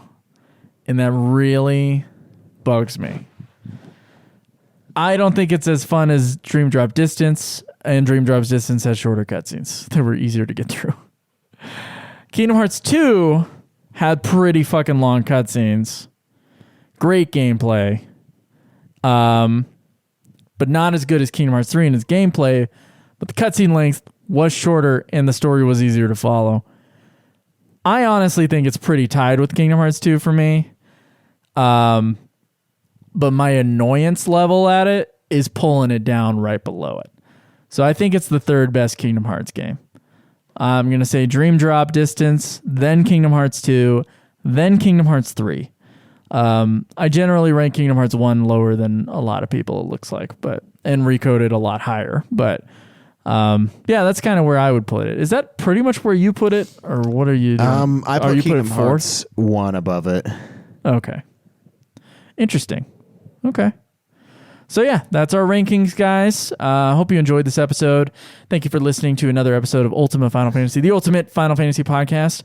You guys don't have time to put in your Melodies of Memory reviews. However, if you got your Xenogears reviews, that's right, Xenogears. If you didn't listen to our last episode that explained what happened to our master list, please do so. our Xenogears, we need some Xenogears reviews and questions, and you can send them to the Discord. There's a place for that under UFF. And then you can also send those reviews and questions to fffanatics@gmail.com. Oh, excuse me. Don't do that. Send it to fffanatics123@gmail.com. That is fffanatics123@gmail.com. We would love to read your reviews and your comments, and if you have any questions or things that you make sure you want us to touch upon in Xenogears, then please do so. This game should be going out this review should be going out during the holidays. So happy holidays from us to you. And what else? Do we got anything else? We'll see you guys next time. Yeah, until then, enjoy the Xeno grind.